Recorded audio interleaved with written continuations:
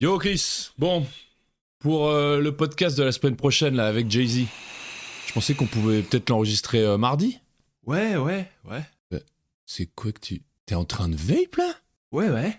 Ça veut dire que tu nous fais tout un laïus la semaine dernière sur ces connards de fumeurs et tout, et là je rentre dans les bureaux la semaine d'après et t'es en train de vape au milieu des bureaux. Ouais. Sent bizarre ton truc. C'est de la camomille. Ouais. Attends, ça veut dire que t'as trouvé ça au Japon? Oh non. Non.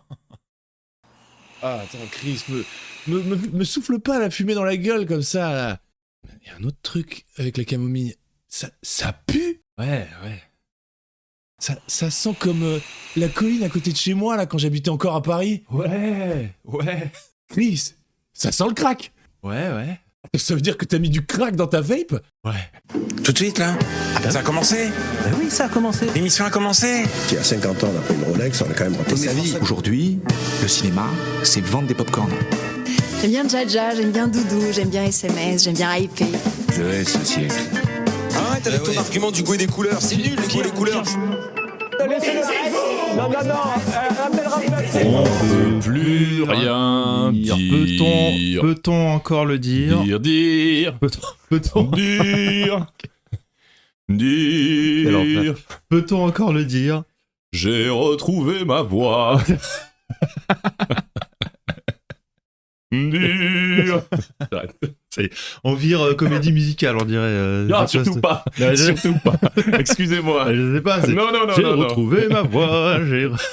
Oh, peut-on Voilà, alors, nouvel épisode de Peut-on encore le le dire? dire? Bon, Comment ça va, pardon. Julien? Ça va bien, et toi? Bah ça va. Je suis remis, Ouais. même si... Alors, il y a une... Je sais pas si t'as remarqué, mais il y a une vague de maladies autour de nous. Ouais. C'est indécent. Ouais, tout le monde est malade, Tout le monde ou est a été malade, ou a été ou est malade. en train d'être malade, ou est en train Ou de sera contaminer des gens. malade. C'est une catastrophe. Mais Personne, c'est l'hiver, quoi. C'est l'hiver. C'est. Mais il fait même pas encore froid, quoi. Bah, tu À sais part toi, qu'apparemment. personne n'est en doudoune. Non, quoi. mais alors, j'ai vu qu'à Paris, là, il a neigé Oui. cette semaine. Eh oui. C'est fou. C'est fou, hein. Eh oui. Alors, je sais pas après où dans le reste de la France c'était comment ou quoi, mais apparemment, il a fait un coup de froid d'un coup, là. Eh. Comme quoi, Toujours le point météo. au le début. réchauffement climatique, hein. Les salades, moi je vous le dis. Il neige en hiver. Hein. Tout est comme d'hab, du coup. C'est même pas l'hiver, techniquement, encore. Ah oui. Alors, Mais bon. refroidissement climatique, alors. Finalement. Finalement. Je pose la question. Alors, aujourd'hui, alors c'est pas vraiment nouvelle formule. Le public est parti. Enfin, Il est rentré chez lui. chez lui au Danemark. Insupportable, hein. Tu sais que je t'ai déjà dit, mais alors on a eu des retours comme quoi il y a eu des gens qui disaient qu'il était bourré ou quelque chose comme Ouais. ça. Alors, Mais il l'est pas du tout. Hein. Malheureusement, Il est, ou heureusement, je ne sais pas, mais oui, il ne l'était pas. ouais, Donc, non, alors, on n'a pas de preuves, on n'a pas de test sanguin à la vue, on l'a pas fait souffler dans le ballon, ouais. mais j'étais avec lui, quoique j'étais pas avec lui dans la journée, il avait visité un peu seul. Ah, tu penses qu'il a Donc, prendre des substances peut-être qu'il avait pris des psychotropes, substances illicites. Et c'était un personnage, le public, en Ouais. tout cas. Ouais, mais j'ai trouvé ça sympa d'organiser, Ouais. d'enregistrer ça avec un public. Ouais, de fou. Donc, comme je disais, pas forcément de nouvelle formule, pas de public. Mais du nouveau matos, là. Mais du nouveau, ouais. Ça me perturbe, ton truc. Ah ouais, c'est vrai, ça fait un peu gros. Alors j'ai acheté les trucs, on verra si on entendra au son, mais normalement ça va un petit peu aider aussi pour la post-prod, mais Merde. on a un filtre pour les pop. C'est-à-dire que, je sais pas, Si vous pouvez... on chante un titre de Taylor ça. Swift tout d'un coup, Et là, vous avez vu, vous entendez rien, j'étais pourtant en train de chanter, ça a filtré la pop. c'est un pop filter. Ah ouais, on adore, un pop filter, et oui, filtre pop. Et là, vous J'adore. voyez, j'étais en train de chanter Jennifer, avec toujours, hein. Ça marche aussi pour la variété française, apparemment. Oui, alors explique-nous ce que c'est qu'un pop filter. Ah non, mais c'est juste qu'il y a des sons, par exemple, qu'on fait avec la bouche, normalement, où genre ça va faire pop, pop, pop. Et, Inch'Allah, le filtre va retirer ces sons-là, en fait. Et le truc, c'est que parfois, on les faisait en post-production après, avec Audacity. Et le truc, c'est que, il y avait quand même pas mal de pop, et il y en avait qui passaient quand même. Et il y en a qu'on réussissait un petit peu à retirer, là. Donc là, Ok. ça va aider quand même pas mal de trucs. Donc là, on peut prononcer des mots On peut faire des allitérations en P, Voilà. en B, Voilà. biberon, bibendum.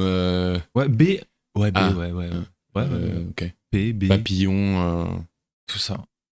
Pénis. Pénis, ouais. Ok. Alors vraiment un seul P dans pénis, hein, vraiment. Oui, c'est vrai. À la limite, pénisoplastie ou quelque chose. Ouais. Papeterie. Je sais pas. On va s'arrêter là, je pense.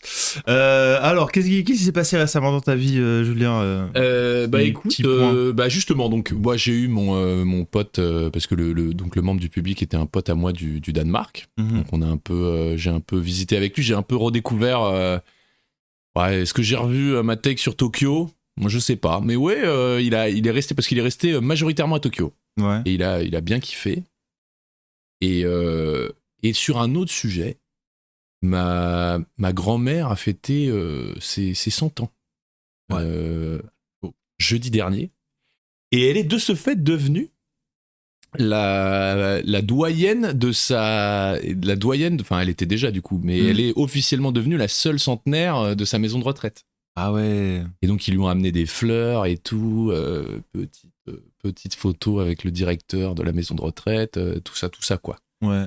Et Du coup, c'est un peu comme un Pokémon rare. Maintenant, ils vont tout faire pour la garder au maximum parce que 100 ans. Ouais, alors, c'est presque l'inverse parce que j'en discutais avec ma mère et en gros, il y avait deux moyens.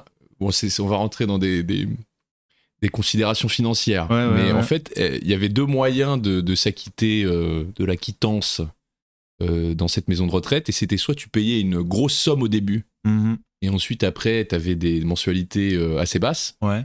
Soit tu payes par mensualité. Et en fait, ma grand-mère est rentrée là il y a quand même un bout de temps maintenant. Et donc, elle a fait le choix de payer une grosse somme au début et d'avoir des mensualités assez basses ensuite. Mhm. Et en fait, des gars, une des personnes qui s'occupent de ma grand-mère a dit à ma mère qu'ils avaient supprimé le système depuis, notamment à cause de ma grand-mère qui est là depuis trop longtemps. Et du coup, ils perdent de l'argent à cause d'elle. Non, s'ils avaient parié sur. Ce Ils avaient shorté la daronne et Exactement. ils avaient shorté la grand-mère et au Ils se sont final. dit, ouais, elle est pas en très bon état, elle devrait pas tenir la distance. Et en fait, la japonaise est tenace. Hein. Elle est très tenace. Oui. Et donc, j'ai fait l'erreur. Parce que d'habitude, alors je me rase pas à blanc, mais je me rase quand je vais la voir. Et là, j'ai fait l'erreur d'y aller. Ouais. Un peu barbe normale, enfin tu vois la barbe que tu me connais toi, t'as rien dit. Et avalanche de tout le monde me faisait des réflexions. Ah ouais. Alors elle m'a dit oui, c'est normal que tu sois poilu comme ça du visage direct quand je rentre. Genre est-ce que ça va? T'es atteint d'une maladie? Et bon. À la limite, ma grand-mère, il y a une amie de ma mère qui était là aussi, bam, elle aussi. Elle me dit, oh là là, ça c'est européen, vous, on vous laisse sortir comme ça, quoi. Sachant que t'as pas une barbe, voilà, c'est une barbe de 2-3 jours, un truc comme ça, quoi. C'est pas exactement. ambiance, Bon là, tu vois, un peu plus que ça, mais pas tant que ça, tu vois. Enfin, les gens qui me connaissent, j'étais pas... le califat, il te refuse à l'entrée. Exactement. Ah, bien sûr. Et je sais pas pourquoi, mais donc tout le monde était en mode sniper. Il y a même une employée de la maison de retraite qui me regarde et qui fait « Vous avez l'air d'un... oh là là, vous avez plein de barbe, vous avez l'air d'un Père Noël brun. » Elle dit ça à ma mère en me regardant, en se tapant une énorme barre. C'est quoi l'histoire? Et il y en a une autre qui arrive, et parce que ma mère a pris une balle perdue aussi. Ouais. Elle a dit « Oh, j'ai vu les photos de vous à l'anniversaire, pour l'anniversaire de votre grand-mère et tout. Oh, votre mère a l'air, elle a vraiment une peau magnifique. On dirait qu'elle est plus jeune que vous. » Ah ouais. Elle a dit ça à ma mère. Tout le monde en prend pour son grade. Tout le monde. Qu'est-ce que c'est? Il y a vraiment un truc. Alors, tu sais, j'ai l'impression que c'est les japonaises, après un certain âge, elles en ont plus rien à faire. Il n'y a plus de filtre. Il n'y a plus de filtre et elles t'envoient. Et comment dire? Il y a aussi un truc où j'ai l'impression que au Japon, tu peux prendre un peu cher. Les attaques sur le physique, c'est encore permis, quoi. Ouais. Tu vois ce que je veux dire? Ouais. Genre, sans rentrer dans des trucs, parce que c'est aussi, il y a des trucs un peu plus dark. Bon, même là, si j'étais un peu self-conscious sur ma barbe, voilà. Mais je veux dire, tu sais, on en avait déjà parlé, mais sur les gens qui sont en Ouais, surpoids. sur les gens qui sont légèrement en surpoids, même pas, Voilà. on va dire même pas en surpoids. La grossophobie, même, c'est. même pas obésité, hein, mais de vraiment fou. juste un petit ventre ou un truc comme ça. Si jamais ça fait une forme sur le t-shirt, ça peut vite Ça pointer part du doigt. en- Quoi. Ça part en t'as grossi, t'es gros, lui il est énorme. Ouais, enfin, nous on a vu beaucoup dans notre. Tu vois, on fait partie d'un groupe de foot, donc tout le monde est quand même plutôt fit. Ouais. Il suffit d'avoir un petit ventre, quoi, et ici t'es gros, quoi. Ouais. Ça part. Ça part. Ok. Et mis Voilà. à part la barbe, il y a eu d'autres réflexions ou Moi, ouais, non, mais en gros, elle me dit que. Enfin, elle me disait que oui, c'était. Elle me demandait en fait d'où venaient tous ces poils, quoi. Ah ouais. Et, clairement, parce que clairement, faut ça faire venait quelque pas. chose. Clairement, ça venait pas du côté japonais selon elle, quoi. Ouais. Mais sinon, c'était assez marrant, quoi. Et elle Ouais. est plutôt en bonne. Ouais. 100 ans, franchement, fort. Hein. C'est pas mal, hein. T'imagines 100 ans. Alors donc du coup, elle est née en 1925. Qu'est-ce qu'elle a vu ? Elle a vu le Japon Prime. Écoute, elle a vu Japon Prime. Ensuite, elle a vu Japon Down. Et hop, elle a revu Ouais, le elle a second tout Prime. vu. Mais en plus. Elle a fait combien d'air, tu sais ? Parce qu'elle a vu combien de... Je sais pas, il y a peut-être pas Et eu bah, elle a beaucoup de vu temps 3 de- airs, je Ouais. pense. Alors, ça dépend. Elle a peut-être, en 1925, c'était, non, 4, parce que Hirohito, il est resté longtemps en Ouais, il est place. resté en place après. Et la Naruhito, Deuxième il est Guerre. resté longtemps aussi, parce que voilà, Ouais, au final, Hirohito, c'était l'empereur pendant la guerre, Mm. et je crois qu'au début de la guerre, il est assez jeune. Et oui, ce qu'il faut savoir, c'est que les Américains ont décidé de le laisser en place, et donc il a régné pendant 30 ans, au moins, je pense. Mhm. Et ensuite, son fils a régné aussi pendant très longtemps et a abdiqué. Mm. Donc je pense qu'elle a connu celui d'avant. Mm. Et 3 là maintenant, c'est le 3e là. Parce que Ouais. là, c'est le fils, je sais plus comment il s'appelle. Nakuhito, je sais plus. C'est pas Naruhito, ouais, c'est ça. Ah, c'était celui d'avant, c'est qui alors? Je sais plus. Voilà. Bon, Non, mais il y en a au moins 3. Il y a Showa, Heisei Ouais. et Reiwa. yeah, c'est ça. Et avant Showa, il y avait pas un truc du coup ? Bah si. Peut-être ça ? Bah ouais, Si, si. 4 alors. Ok. Très Et- bien. Et elle vient. On a perdu de beaucoup. Là, on a perdu le jeu de fou. Hein. Oui. Bon, oui. Bon, là, écoute, on peut pas le faire à chaque fois. Et non, mais fun fact, elle vient de. Enfin, fun fact, non, pas du tout. Attention, parce que quand on dit ça, moi, j'adore l'humour. Bah donc non, c'est- mais ouais, bah tu pas vois très alors, drôle. c'est pas drôle du tout. Elle vient de Fukuoka. Ah ouais, c'est vrai que c'est rigolo. Non, mais elle vient de Fukuoka. Fukuoka, Ouais. c'est pas très loin de. Oui, de Nagasaki. Nagasaki, tout ça, ouais. Et donc, Pas très- 1925. En 1945, elle avait 20 ans. Et donc, Ouais. moi, je lui ai jamais demandé, mais je me suis Ouais. rendu compte récemment que, bah, du coup, elle était pas très très loin de Nagasaki. Ouais. Voilà. Ah, Je ce sais pas serait- comment amener ça dans la conversation, tu vois. Ouais. Si Ça, ce serait un truc, ça. Alors, je sais pas si avec tes parents t'as ça ou pas, mais moi, je parle très rarement de leur vie d'avant à mes parents, tu sais. Je leur pose très rarement des questions sur alors, du coup, quand t'es arrivé, c'était comment Ouais, Ou, alors papa, ou même. Alors, ça, ce serait ça a vraiment. beaucoup baisé ou Ça, pas? ce serait le truc vraiment, mais genre. Horrible, quoi. Genre, vraiment, je pourrais pas parler de ça, mais ne serait-ce que juste, bon, bah, c'était comment quand t'es arrivé ou quoi, tu sais. Je sais un petit peu, tu vois, on en a un petit peu parlé, mais ils m'ont fait visiter des trucs vite fait, tu vois, mais Ils ça. t'ont fait visiter des trucs. Bah, genre, Ça on veut dire- était, je sais plus, moi, à un moment, on était à Aix-en-Provence et ma mère me disait, ouais, c'était Ah, le c'est là que j'ai dortoir où habité. j'étais là, des Ah. trucs comme ça, tu vois. Donc, il y a eu des petits trucs comme ça, tu vois, un mais peu de l'or. un petit peu de lore, voilà. Mais, tu sais, on n'a jamais eu de longues discussions sur tout ça, tu vois. Et je sais pas si toi, t'as eu ça avec ta grand-mère. Par exemple. Alors, J'imagine avec ma que les grand-mère. rapports étaient un peu compliqués, mais. avec ma grand-mère, un petit peu de quand elle s'est installée à Tokyo et tout, mais pas vraiment de la guerre. J'avais eu par la grand-mère d'une amie à moi qui est japonaise aussi, qui elle nous avait parlé un peu de ce que c'était très très dur. Elle en plus elle vient de Tokushima, donc Tokushima c'est vraiment encore maintenant c'est plutôt excentré du centre du Japon, c'est un peu perdu quoi. Ouais. Et apparemment ouais il y avait beaucoup de restrictions pendant la guerre et tout, ça famine quoi quasiment sur la fin quoi. Donc je pense que ça devait pas être facile. Et ouais, ce serait intéressant de voir bah, le point de vue. Parce que bon, mon grand-père, je l'ai perdu tôt, mais mon grand-père, il a servi dans la marine, je crois. Donc, je sais pas, ça aurait été sympa de. Enfin, ça aurait été sympa. Les adjectifs sont pas bons là. Ça aurait Ça aurait été ultra marrant de parler de cette marrant de période-là. savoir. On se serait tapé des barres. Incroyable. Et là, on prend une torpille. Et bah, au cool. C'est là où j'ai perdu mon pote Tanaka. Je te le donne en 1000, Tanaka sait pas nager. Bah alors, Tanakouille, tu fais quoi? Bon, Tanakul. Tanakouille. Allez, boum. Ah là, Qu'est-ce pas qu'on drôle. s'est marré Pas drôle du tout. avant qu'il se noie. Ouais.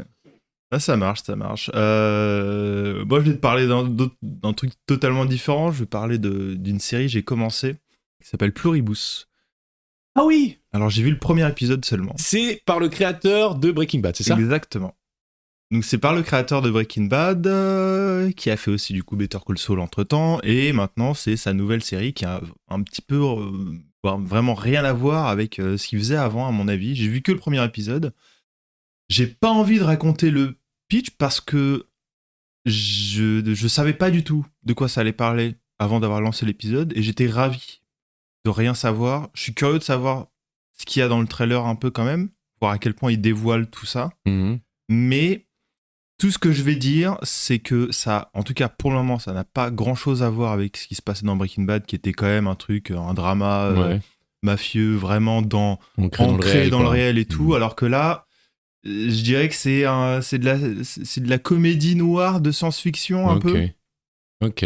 on va dire, au sens large comme ça. Ok. Et voilà. Et le premier épisode était vachement cool. Ça a l'air. On va voir où est-ce qu'ils vont aller parce que ça a l'air ultra casse-gueule dans l'idée. Tu sais, on dirait vraiment un pitch ultra cool et tu te dis juste, ok, mais comment vous allez terminer ça? Ouais. Un petit Un peu. truc à la Lost ou. Exactement. C'est genre vraiment un truc où l'idée de départ, tu dis, waouh, Ouais. cool. Mais Ok. on a eu des mauvaises expériences de waouh cool pendant 1-2 saisons et ensuite ça se Exactement. casse la gueule quoi. Mais peut-être que s'il y a un showrunner qui est capable de deliver ça et de faire Ouais. en sorte que la C'est- série à la fin s'en sorte C'est bien. le grand, le magnifique. Comment il Peut-être s'appelle? Vince Gilligan. Du Vince coup. Gilligan. Ouais. Peut-être que lui, parce que pour le moment, pour moi, les deux séries qu'il a faites, Oui, t'es un énorme bandeur de Breaking Bad et de Better Call Saul. exactement. Et du coup, à la fin, toutes les fins, il les a toutes réussies à mon avis. Top 1, top 2? On verra. Non, mais De. Breaking Bad, Better Call Saul, top 1, top 2 de tes T'es en séries train préférées? de spoiler ma tech qui viendra plus tard. Ah putain, pardon. Bah, ça sera coupé. Non, mais c'est bon, c'est pas très Ça grave. sera coupé. Donc je le conseille. D'accord. Ouais, je la conseille. Alors j'ai vu que un épisode, donc peut-être que plus tard dans le prochain épisode, je dirais bon, je vais continuer, c'est nul. Mais vraiment, le premier épisode, c'est vraiment voilà un mix de comédie et de trucs un peu de science-fiction, un peu bizarre. Et je trouve que c'est intéressant. Donc c'est sur Apple TV. Ok. Et bon, je vais raconter, si vous voulez, je vais raconter un petit peu quand même le pitch là. Non. Sinon, vous sautez dans le Non, passé, on veut dans pas. le futur. Tu veux pas? Si, moi je sais un petit peu. L'histoire, c'est l'humanité reçoit un signal où en fait on se rend compte que le signal, c'est pas un message en fait qu'on Ok. reçoit, c'est une séquence d'ADN. Et en fait, Ok. donc les scientifiques de la Terre décident de reconstituer Cette la séquence d'ADN et donc de recréer le créature. spécimen Ok. sur Terre. Ok. Et en fait, il s'avère que c'est un virus qui contamine tout le monde et qui les rend en mode zombie au monde. Ok. Sauf qu'il y a une personne qui est l'héroïne qui n'est pas contaminée par ce truc-là et on ne sait pas encore pourquoi. Ah. Et genre tout le monde agit comme si ils étaient le virus. Alors, tout le monde Ok. partage la même conscience, sauf D'accord. elle, D'accord. en gros. Et ça, c'est le pitch de départ, et je sais vraiment rien d'autre de plus que ça, que j'imagine que le but, ça va être de savoir pourquoi elle est immunisée déjà, et puis d'où vient le signal, qui a décidé d'envoyer ça, pourquoi, etc. Ouais. Il y a plein de pistes à explorer, Bien sûr. et il y a plein de façons de se foirer. C'est vrai. Ça me rappelle un livre que j'avais lu de. Il n'y a pas un épisode où le gars, il est obligé de dire, moi, je lis des livres. Quoi. Il est obligé. J'étais sûr que t'allais dire ça. Putain. Et vas-y. Je vois Éclaire-nous de ta je vois lanterne. ton Guillaume Musso là dans ta Guillaume qui Dans Ah ta oui, ma bibliothèque. bibliothèque de livres que je n'ai pas lus. Vas-y. Voilà. Et Pep Guardiola, alors du foot, là. Voilà, ça, c'est les deux seuls trucs que t'as lus. Ça, je l'ai lu. Non, mais c'était. En plus, c'est un livre assez court et tout. Bon, pas d'image, Chris, désolé. Non, de Saramago, un auteur portugais, je crois, qui a eu le prix Nobel de littérature et qui a écrit L'aveuglement. Ok. Et c'est rapido, une épidémie. Un jour, un mec dans la rue, il devient aveugle. Mhm. Et en fait, il devient aveugle. Il va voir le médecin qui comprend pas trop ce qui se passe. Et tout d'un coup, le médecin aussi devient aveugle. Et on se rend compte que les mecs avec qui il était dans la rue arrivent chez le médecin aussi, ou en tout cas chez d'autres médecins, et sont aussi tout d'un coup atteints de cécité. Et on va suivre en fait le médecin à partir de ce moment-là, et tout le monde autour de lui devient aveugle, tout le monde dans la ville devient aveugle, et c'est en fait un livre sur comment la société s'effondre. Et ce qui m'y fait penser, c'est juste que la femme du médecin ne devient pas aveugle. Et qu'en fait, elle choisit de suivre son mari en se faisant passer pour aveugle. Et elle sera pendant tout le livre la seule qui ne devient pas aveugle et qui se fait passer pour une aveugle et qui voit, et qui sont en fait les yeux du médecin. Et qui voit tout ce qui se passe en fait.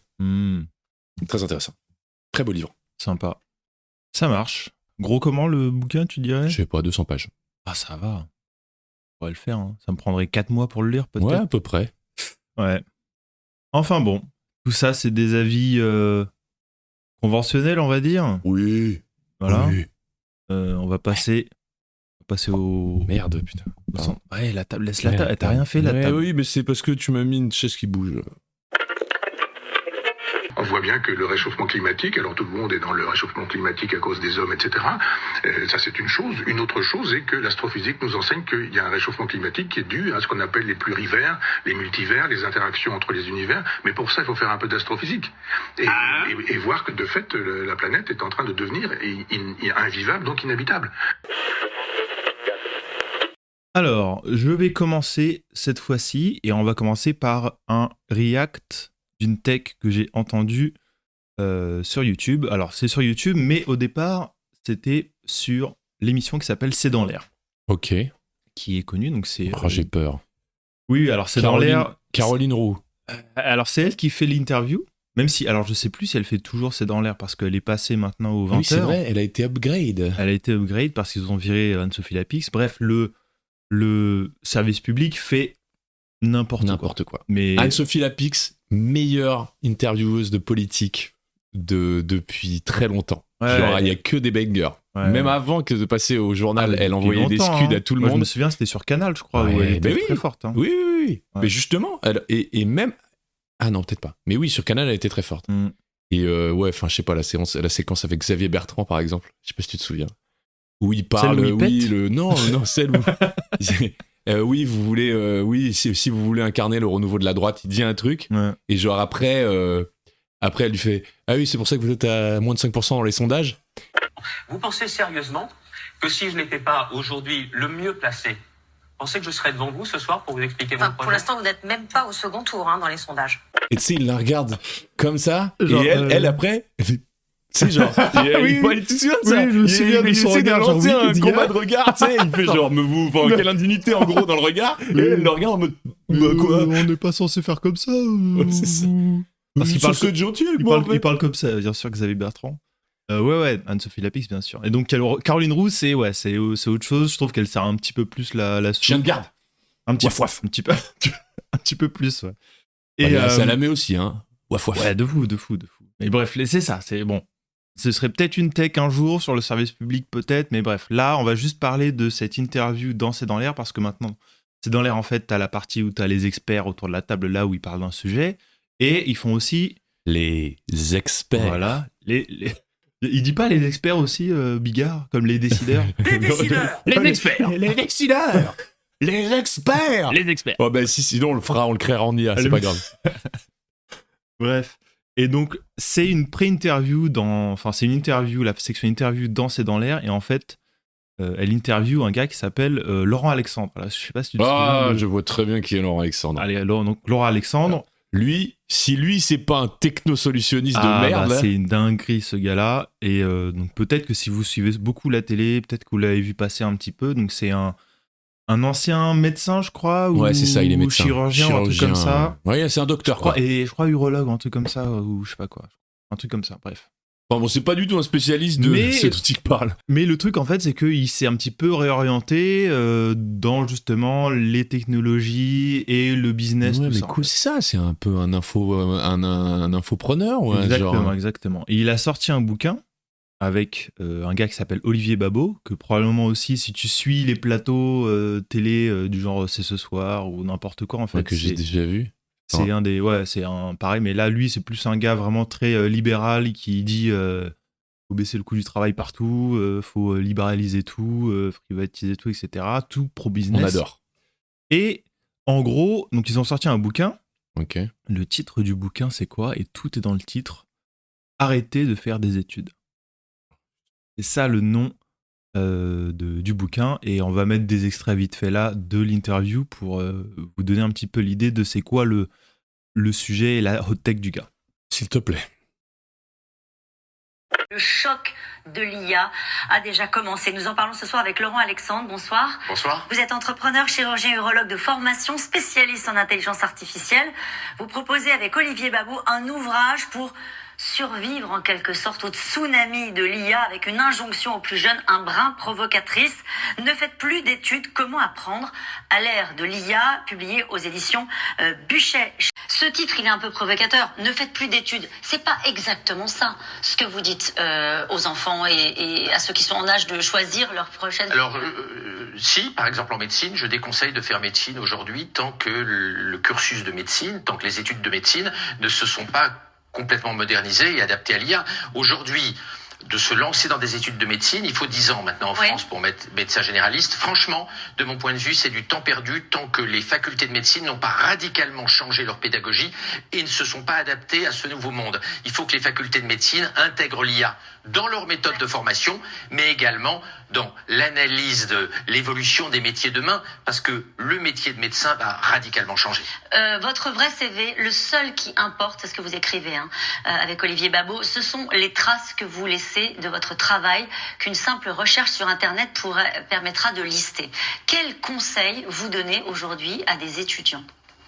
Alors, dans la façon qu'ils ont de conduire leurs études. Sauf si vous avez un cursus magnifique, une magnifique université de niveau mondial, nous ne conseillons pas de faire des études. Et d'ailleurs, le Financial Times, il y a quelques jours, a fait un dossier en disant si vous êtes pris dans l'une des 20 meilleures universités au monde, vous pouvez faire des études, sinon, c'est pas du tout évident. Mais alors donc, quoi ? Notre premier conseil, c'est qu'il n'est pas nécessaire aujourd'hui de faire des études. Et il faut être très sélectif sur le cursus que l'on prend. Première chose, nous disons aux jeunes, à l'ère de l'IA, il n'y a pas de place pour les grosses feignasses. Donc je vais résumer sa hot tech rapidement. Donc en gros, l'idée du gars, c'est il faut arrêter de faire des études, ça ne sert à rien. Ou en tout cas, et j'ai pas tout mis les extraits, mais je mettrai en lien YouTube quelque part, comme ça vous pourrez voir sa performance, ça dure 10 minutes, où il dit en tout cas, il faut arrêter de faire ces cursus qui sont inutiles tant qu'ils n'intègrent pas l'IA et ChatGPT aujourd'hui dans le cursus. En gros, l'idée, c'est vraiment de tout faire en fonction de l'IA. Et donc je pense que c'est une hot tech quand même de dire on va arrêter les études, et je pense que c'est une hot tech catastrophique. Et en plus, il y a tellement de trucs à dire, parce qu'il dit qu'il faut lire 15 livres d'histoire, parce qu'il faut une super culture générale aussi. Ouais, il dit plein de trucs catastrophiques, mais on va aller point par point, et pour moi, vraiment, pour moi, le cœur du truc, là, quand même, c'est la vision productiviste de l'éducation et de pourquoi on fait l'éducation au départ. Et c'est vraiment, tu sens que c'est un gars qui sort du business et qui veut faire du business, où le but, c'est vraiment de tout orienter, l'ensemble du service public en direction du capital et de faire du profit et de tout ça. C'est le but, c'est de créer des travailleurs, faire du fric et utiliser et former les travailleurs et tout.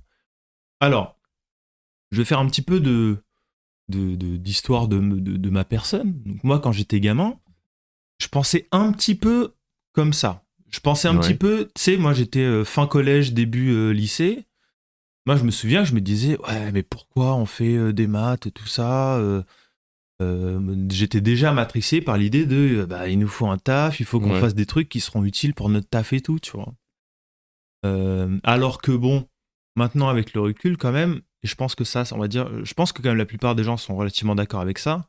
Pour moi, jusqu'à la fin du lycée, au maximum, faut que ce soit du savoir commun et utile pour, en gros, former des citoyens, en gros. Et en gros, c'est l'idée, c'est quoi le bagage que chaque citoyen doit avoir, en fait. Tu penses que la majorité des gens sont d'accord avec toi ? Je pense, au moins jusqu'au lycée, je pense. Parce que c'est en train de changer déjà, là. Comme je disais, moi, déjà à l'époque, je pensais un petit peu en mode peut-être qu'il faut professionnaliser déjà un peu tôt. Et on sent qu'il y a une petite chanson comme ça où le but, c'est déjà de faire en sorte d'avoir presque des... Alors, on peut parler des lycées pro déjà qui existent, tu vois. Et pour moi, ça, déjà, c'est...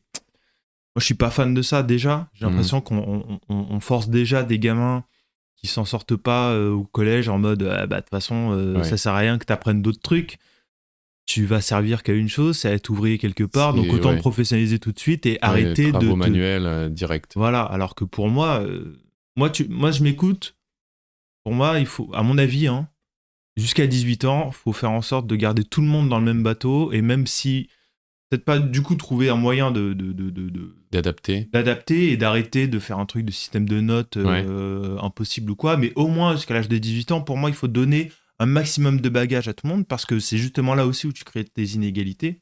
Oui. Parce que forcément, si tu as arrêté CAP, que tu as commencé à bosser à 16 ans, tu as forcément moins de connaissances sur plein de sujets que quelqu'un qui est allé au moins jusqu'au bac, que ce soit au niveau d'histoire, géographie...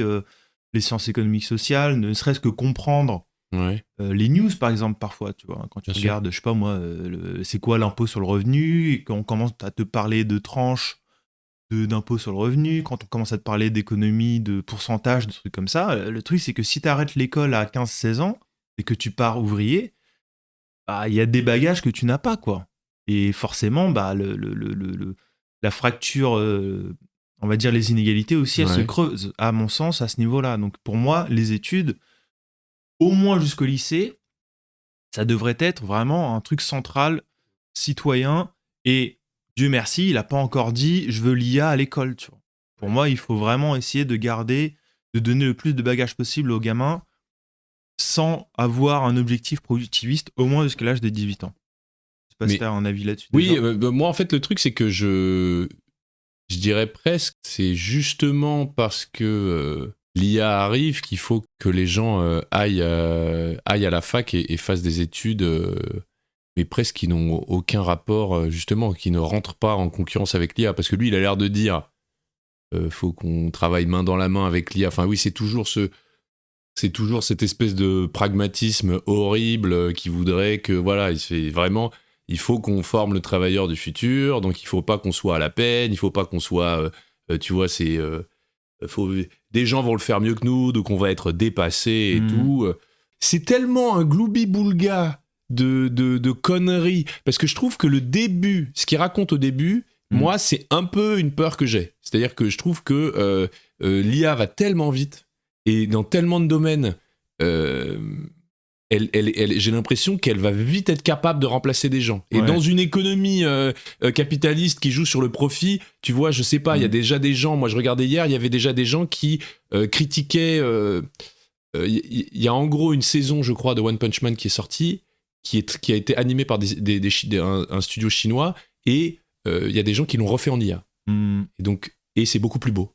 Okay. Et donc, il y a déjà des gens qui disent mais faites pas ça, parce que là, vous créez un précédent ça sert plus à rien. Bon, même si elle est très moche de base. Enfin, donc, il y a tout un truc où moi, le tout début de son discours, je me dis il y a peut-être quelque chose à les pousser. Sauf que lui, en fait, il y a un moment, il y a une traversée des chemins.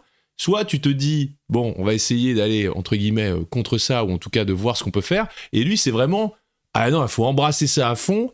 Faut tourner avec, et il faut vraiment qu'on devienne des suppôts de l'IA, et que de toute façon on est moins bien qu'elle, et que du coup on crée une société autour de ça, quoi. Ouais, c'est ça. Et moi je te suis tout à fait. Je pense que l'école ne doit pas former des travailleurs. Tout ce savoir, et tu vois, par exemple, moi j'avais eu cette...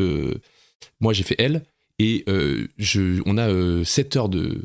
Je crois que c'est 7 heures de philo par semaine. Vite fait, pour les jeunes, très jeunes qui nous écoutent, L, parce que on est déjà dans ce truc. Ouais, c'est vrai.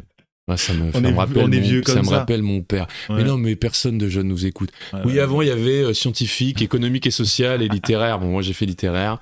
Voilà, ça ne menait déjà à rien à l'époque, ne vous inquiétez pas. Et maintenant, mais pour donner un exemple, j'avais beaucoup de philo, j'avais 7 heures de philo par semaine. Et vraiment, moi, pendant l'année, je me disais, mais ça me sert à quoi ? Ça me sert à quoi d'étudier autant la philo et tout ? Et je me souviens que ma prof m'avait dit, mais moi, mon but, c'est que vous repensiez à moi à un moment, vous repensiez à ça, et que ça vous donne des clés pour plus tard. Moi, au fond de la classe, j'avais entendu ça, en train de dessiner sur mon cahier et de prendre une note sur 3 de ce qu'elle disait. Et je me disais, franchement, si ça me sert un jour. Et en fait, elle a grave raison, parce que ça te donne un...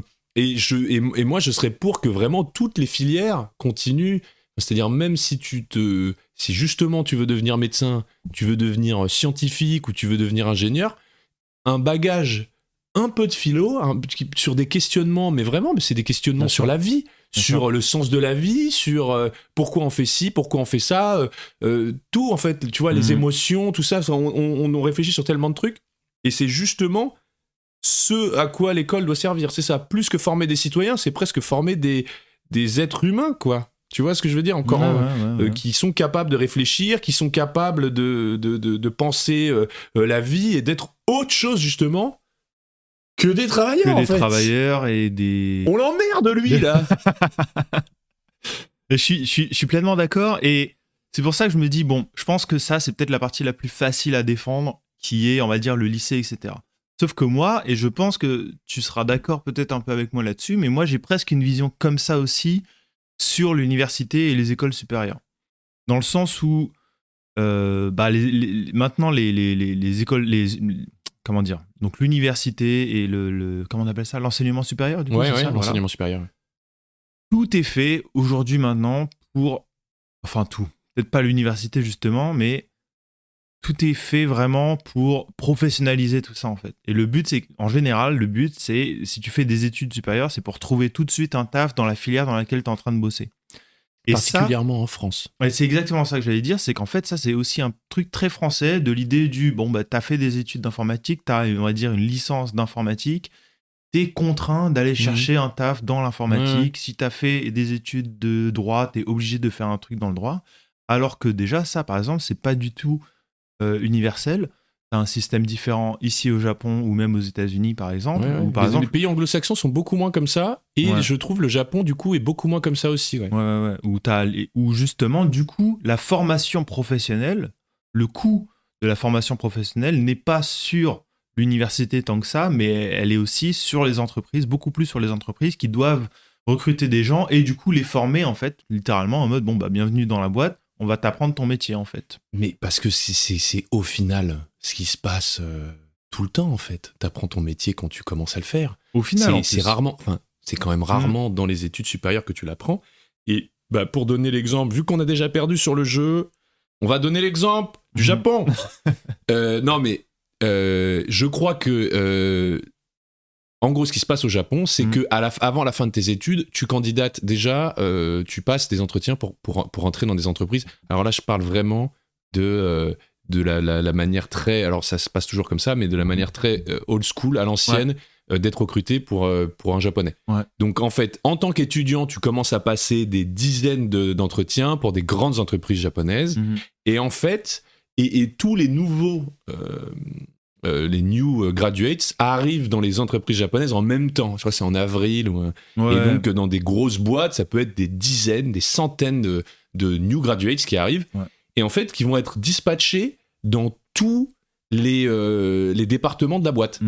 Et pendant X années, ce qui va se passer, si tu es, encore une fois, à l'ancienne, peu importe d'où tu viennes, tu vas passer par le service RH, le service marketing, le service... Enfin, moi, j'ai déjà des gens avec qui, par exemple, parce que moi, je démarchais des entreprises japonaises, des gens qui m'ont dit « Ah, mais moi, en fait, j'ai changé de service, je suis passé là et tout. » Et en fait, où tu essayes pendant 6 mois, 1 an, chaque service, et où à la fin, tu vas demander à être muté dans ce service-là.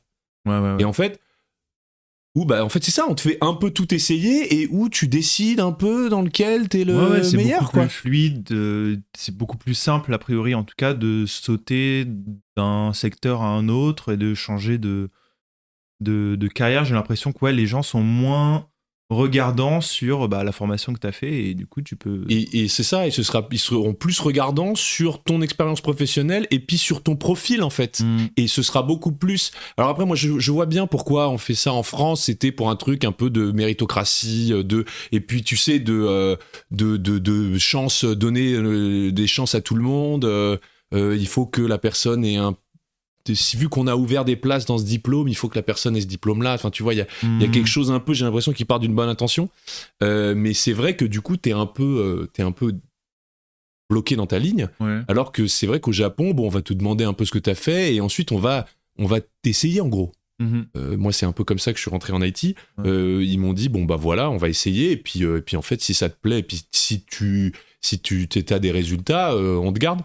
Et puis après, on va dire, aux États-Unis, tu as ce système de majeur et mineur où en fait, tu peux littéralement étudier l'informatique en majeur et tu as fait une mineure histoire. Tu vois, voilà. Et bon, évidemment que le système américain a énormément de problèmes au niveau de l'éducation, notamment au niveau du prix, de l'accès et tout. Mais à mon sens, je trouve que ça, justement, c'est intéressant parce qu'on ne voit pas l'étude supérieure comme purement quelque chose de productiviste où le but c'est de juste trouver un taf à la sortie, même si c'est important évidemment, mais tout simplement c'est juste on va faire des études, on va apprendre, on va aussi contribuer à la recherche, à ce genre de choses là, et donc c'est à mon sens une meilleure façon de voir les études supérieures et justement de pas forcément mettre l'université au service des entreprises ou de l'industrie quoi. Voilà. Et c'est vrai que je trouve surprenant que les États-Unis aient ce système-là. Parce que du coup, tu te retrouves avec des Américains qui te disent « Moi, j'ai pas du tout étudié, j'ai aucun diplôme en rapport avec ce que je fais maintenant. » Et moi, c'était un peu pareil pour mon cousin qui a fini par travailler pour Apple, mais qui a commencé là-bas, qui a commencé en Angleterre, à Londres, et qui me disait « Mais moi, dans ma boîte, mon manager, c'est un mec qui a étudié de la musique. Tu vois, je travaille avec quelqu'un qui a fait de l'économie, et en fait, moi, j'ai fait une école de commerce et je travaille, tu vois, dans un truc qui n'a aucun rapport. Et il m'avait dit, en France, ce serait impossible, ça. Ouais, par exemple, en France, dans la dernière boîte où j'étais, je crois que tout le monde avait fait tous les ingénieurs qui étaient avec moi avaient fait des études d'informatique, alors que dans la boîte où je suis maintenant, qui est une boîte anglaise, justement, je parle du background des gens, ils n'ont pas tous fait justement des études d'informatique longues, etc. quoi. Et ils sont ultra compétents dans leur job, en fait. Et il y en a qui ont étudié un peu, qui ont réussi à comment ? Parce que moi, j'ai entendu des histoires de tu peux devenir le coding, tu peux l'apprendre dans ton coin, quoi. Alors tu peux l'apprendre dans ton coin, t'as des formations, t'as des trucs comme ça. Des formations en ligne. Et forcément que, je suis pas en train de dire que c'est... forcément, si t'as fait 5 ans d'études où tu vas apprendre que ça, forcément tu vas arriver sur le marché du travail, tu seras plus compétent que la moyenne des gens en arrivant, tu vois. Mais l'idée pour moi, la question là, c'est qu'est-ce qu'on gagne, qu'est-ce qu'on perd ici ? Ok, tu vas gagner tu seras peut-être plus productif et plus intéressant pour une boîte, mais peut-être que justement, toi, imaginons, au bout de 2-3 ans, ça ne t'intéresse plus, t'as envie de changer, t'es un petit peu bloqué en fait. Ouais. Tu vas devoir recommencer à tout en bas de l'échelle dans n'importe quel autre choix de carrière que tu vas faire, alors que peut-être que si justement le diplôme de départ n'était pas autant un problème, peut-être qu'il y aurait plus de flexibilité, peut-être que tu pourrais changer plus facilement de carrière, et peut-être que oui, en effet, peut-être que les boîtes perdraient un petit peu plus de thunes parce qu'ils devraient mettre plus d'argent dans les formations professionnelles qu'ils doivent faire et tout. Et j'ai envie de dire, ça, pour moi, c'est leur part, c'est leur part du taf, quoi. Pour moi, c'est à eux de les faire, quoi, ce truc. Et qu'est-ce que tu penses des 15 livres d'histoire qu'il faut lire par an ? Le deuxième conseil qu'on donne, c'est d'avoir beaucoup de culture générale. Il est essentiel. Alors ça, j'ai pas compris. Alors, à un moment où on a une révolution technologique absolument incroyable, il faut surfer sur la vague. Mais j'ai pas besoin de donc il faut il suffit que je demande à ChatGPT. Non, il faut imaginer le futur. Et pour bien imaginer le futur, il faut avoir une très bonne culture historique. Mon conseil aux jeunes et aux parents, c'est jeunes, lisez au moins 15 livres d'histoire par an. Et aux parents, faites lire. Vous dites c'est les 10 000 pas par jour. Voilà, faites lire 15 livs d'histoire au minimum à vos enfants par an. Voilà, les 15 livres d'histoire. Ouais, alors ça, je sais pas. Ça, non, mais ça, 15, il le sort de son cul. Il le sort de son... Non, mais tu sais... Pourquoi pas 12, un par mois? Je sais pas. C'est super compliqué de lire 15 livres, c'est toutes les 3 semaines du coup C'est pas... Mais en février, faut se presser un petit peu. C'est arbitraire, et puis juste lui, je pense que juste lui, sa lubie, c'est l'histoire, il aime l'histoire, et du coup, il se dit que c'est important, alors que... On a sa gueule en gros plan là sur la gauche. S'il adorait les mathématiques, il aurait dit ouais, faut que tout le monde s'intéresse aux mathématiques parce que l'IA c'est les mathématiques. Et parce qu'il dit qu'il faut être béton en culture générale, mais tu sais, il approfondit jamais cette partie-là de sa take en fait. Il sort tout d'un coup que l'histoire serait une valeur cardinale derrière laquelle, alors là par contre l'histoire c'est très très important. Ouais, ça... Le reste, si vous n'êtes pas pris à Harvard, ça ne sert à rien.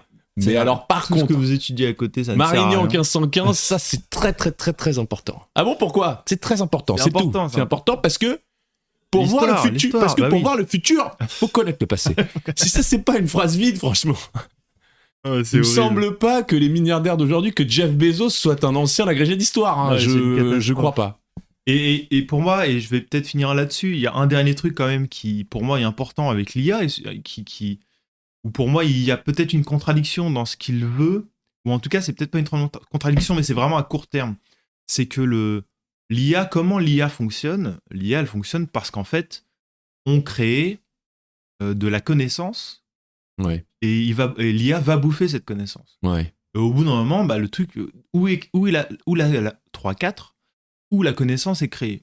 Elle est créée notamment en université. Il te faut des gens qui bossent sur des sujets, entre guillemets, dont ce gars-là en a rien à faire parce que c'est pas, ça va pas servir le capital. Donc ça peut être aussi bien la physique, la chimie, des trucs comme ça, dans des universités, entre guillemets, random, et pas que à Harvard. Et il faut des gens qui bossent sur ces sujets-là pour justement créer de l'innovation et pour pouvoir donner à manger à l'IA. Et le truc, c'est que si jamais tu vides les universités, ton IA, elle va tourner à vide, et au bout de 5 ans, il n'y aura plus rien de nouveau. Et parce que ton IA, pour le moment, elle ne crée rien.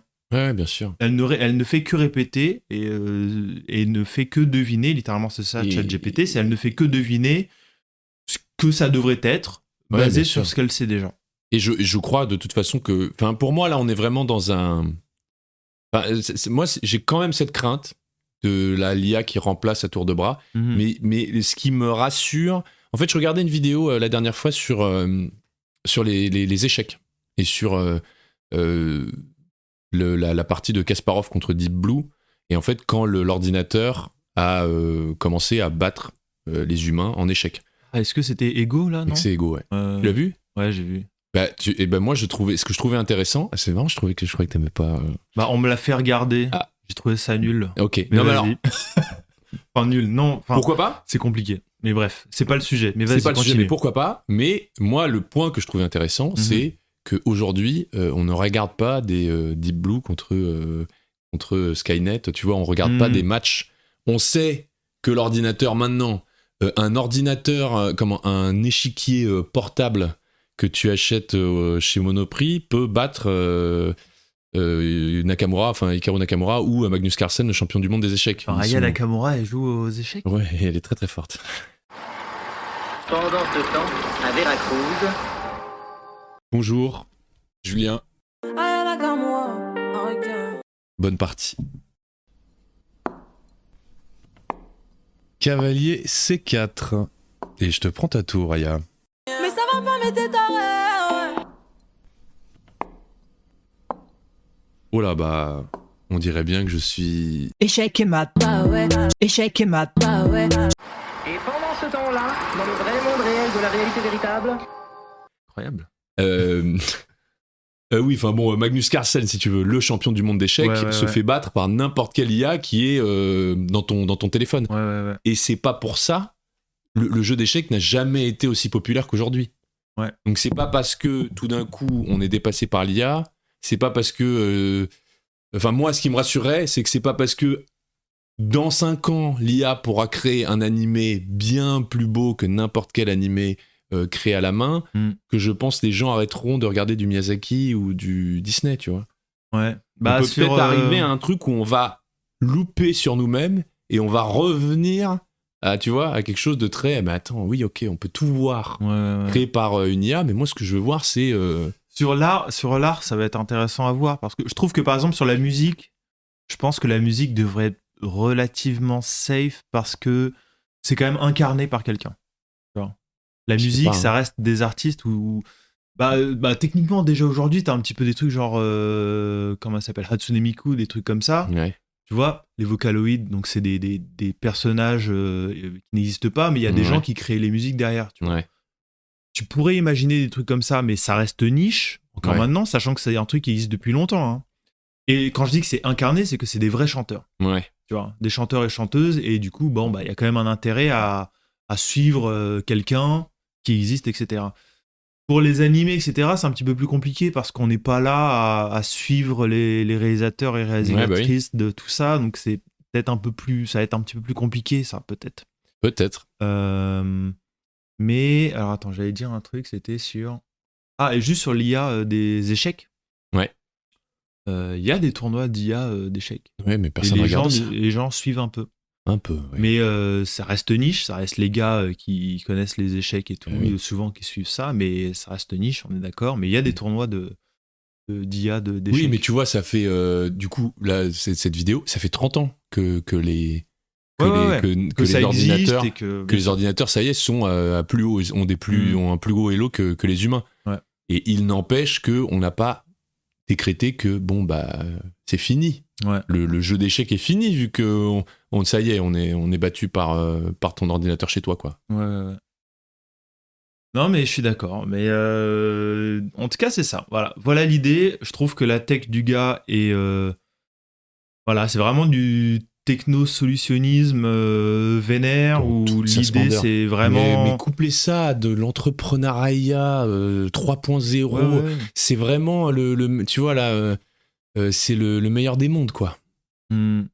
C'est la dystopie industrialo-robotique horrible, là. Enfin, il a une tête, en plus. Et puis, il y a un truc... gueule, hein, je suis désolé, mais qu'est-ce qu'il est moche. Non, et puis il y a un truc... Regarde-le, là. Il y a un truc qui m'énerve aussi là-dedans, c'est que j'ai l'impression que c'est genre, le monde il est comme ça. Oui, Julien, oui, il a des lunettes, oui, il a les yeux, regarde ses yeux, Julien, ses yeux perfides là. On avait dit pas le physique, nom de Dieu. Ses dents jaunes, pardon. Bref, mais oui. Donc voilà, c'est une des techs les plus les plus éclatés que t'as en entendu. 10 minutes, vraiment, le gars, il m'a répulsé, j'en pouvais plus. Donc, je vous mettrai le lien quelque part. Oui, ça va être compliqué parce qu'il dit beaucoup. Tu vas pas pouvoir tout mettre. Non, je mettrai pas tout, mais... Tu vas mettre un florilège. Un greatest hits. Quand tu comprends, ni toi ni personne, je ne veux pas. Je veux vivre seul.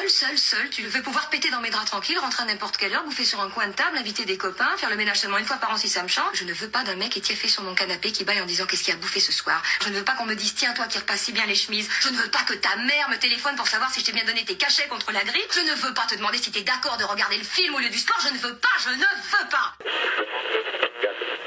Alors ma take, c'est que si tu... et j'aimerais qu'on statue sur plus largement ensuite, mais ma take, c'est que si t'aimes les chiens, mais pas les chats, tu es un dangereux psychopathe. Et j'aimerais un peu... Alors déjà, je vais développer ça. Alors attends. Genre, si t'aimes les chiens, mais que t'aimes pas les chats, t'es un peu un psychopathe. Non, t'es un dangereux psychopathe. Un dangereux psychopathe. Non, pour moi, c'est un red flag. Ok. Ok, vas-y, alors, ok. Alors, pourquoi je dis ça ? Donc, moi, je n'ai rien contre les chiens. Je commence par dire ça. J'adore les chiens. Je n'en ai jamais eu, mais j'adore les chiens. Par contre, ce que j'ai eu pendant une grande partie de ma vie, c'est des chats. Ouais. Et donc, bon, rapido, hein. Le chien considère l'homme comme son alpha, son dieu. Moi, j'avais lu des trucs assez intéressants sur le chien est pas du tout une des espèces les plus intelligentes du règne animal. Ça a apparemment, par contre, été prouvé que c'est l'espèce animale qui comprend mieux les désirs de l'humain. Donc, en gros, ils ont fait des tests, si tu mets un chien face à un humain et que tu mets un singe. Et que tu les mets dans une cuisine et que tu leur donnes des ingrédients. Le chien va faire le meilleur plat pour. Je fais une carbonara de fou, apparemment. Sans crème, ce qui, moi, me dépasse. Mais non, mais et qu'en gros, tu mets un humain face à eux et qu'en fait, l'humain donne des directives au singe et des directives au chien. Le chien est bien meilleur à lire ce qui se passe, à lire en fait les expressions de l'humain et à comprendre ses gestes. Et en fait, est bien plus facile à dresser. Sans qu'il soit dressé au départ, justement. Voilà, alors, j'imagine, excuse-moi, Chris, je suis pas dans le protocole. Toute chose égale par ailleurs. Toute chose égale par ailleurs, je ne crois pas que dans une pièce, c'était un chien et son dresseur. Parce que oui, sinon... attendez, il vous répond au doigt et à l'œil. Oui, je comprends pas, regardez. Alors que le singe n'était pas un singe débile et aveugle. Mais qu'en gros... ça visait à prouver que une espèce qui, a priori, le singe est bien plus intelligente, comprend pas forcément ce que l'homme veut quand il leur donne quelque chose. Donc, le chien, c'est quelque chose que tu modules, qui te voit comme un dieu et qui répond à tes ordres. Et donc, de l'autre côté, on a le chat. Le chat, on n'a absolument rien à faire de ce que tu veux. Pareil, moi j'avais lu, et ça me termine. Moi, j'ai eu des chats, donc j'ai eu 4 chats, et donc on leur donne des noms. Et aucun de mes chats ne répond quand je les appelle. Ils répondaient pas leur nom. Non, ils se retournent à peine. Et vraiment. Au moins l'oreille, non, c'est l'oreille qui fait genre. Oui, l'oreille, mais alors franchement, faudrait que je fasse un test un peu plus scientifique, quoi.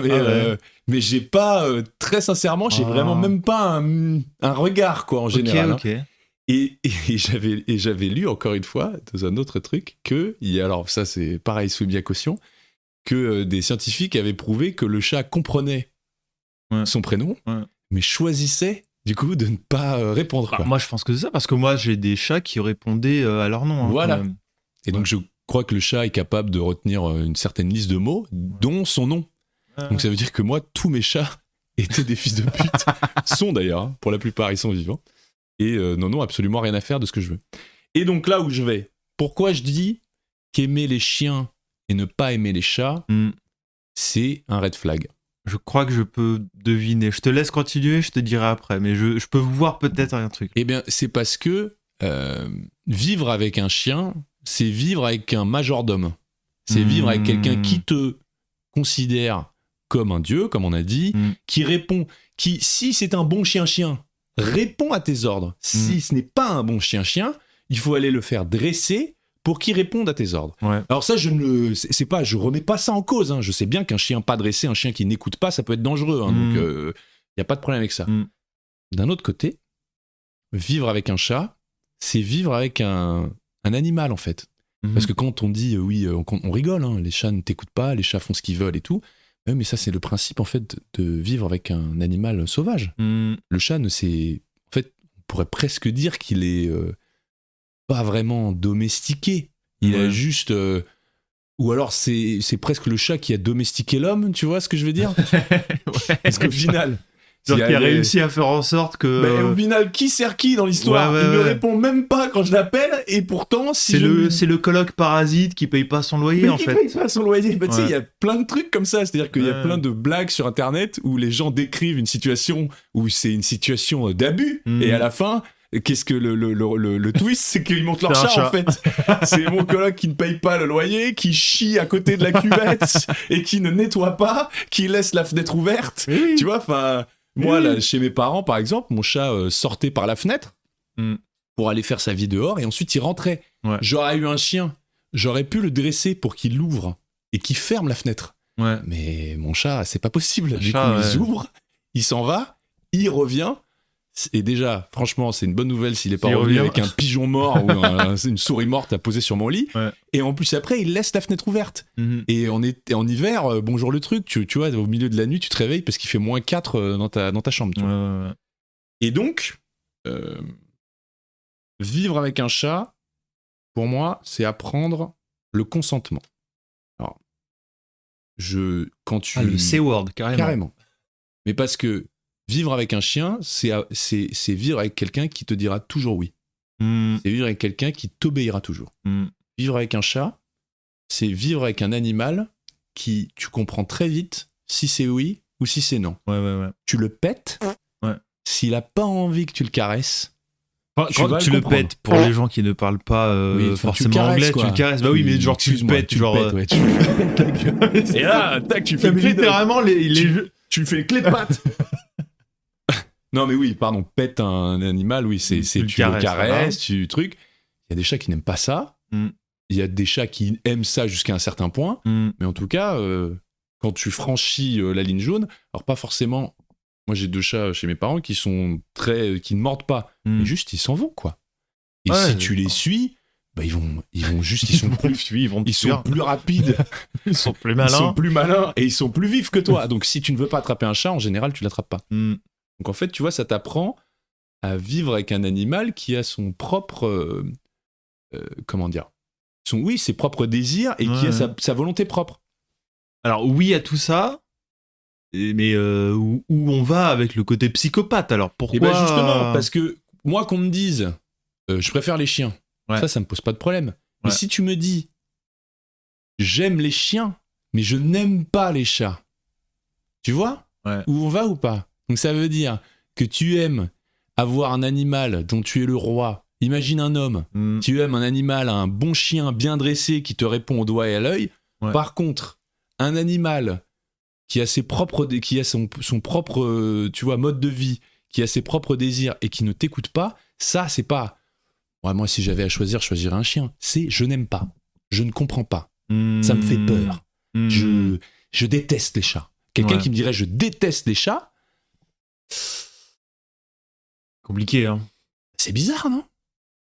Ouais, mais je peux imaginer que des gens ils flippent, tu vois, des chats parce que ça peut griffer et tout, et les gens peuvent avoir une mauvaise expérience de ça, un peu. Mais souvent c'est un peu ça, je pense. Hein. Les gens par exemple qui aiment pas les chiens non plus, j'ai l'impression que c'est un petit peu. Oui, mais les chiens c'est vraiment dangereux, quoi. Tu vois ce que je veux dire? Ouais. Qu'est-ce que moi j'avais un Yorkshire à la maison, alors il était pas très grand, hein, mais même j'avais un petit gamin, enfin. Petit cousin, gamin, carrément. Non mais j'avais un petit cousin qui avait un petit peu peur quand il était gamin du chien qui était pas bien. Bref, je veux dire, si tu me dis je ne connais pas bien les chats et ils me font peur, c'est pas ce que je te dis. Moi je te dis vraiment, il y a des gens qui n'aiment pas les chats. Genre ils en ont pas peur mais ils disent j'aime pas, quoi. Ils aiment pas le côté imprévisible des chats. Ils veulent un truc qui leur obéit. Et pour moi, c'est un peu, tu vois, ça dit quelque chose de la psychologie de quelqu'un. Ouais. Mais tu dis, alors j'imagine que tu dirais du coup que les gens qui n'aiment pas les chiens non plus, c'est des turbopsychopathes, ou du coup là, les gens qui n'aiment pas les animaux en général, justement, pour toi, eux, ils sont plus cohérents entre guillemets, ou en tout cas, ils ont moins de signaux problématiques. Justement, en fait, c'est là un peu moi où je voulais t'emmener, c'était plus généralement. Emmène-moi. Non,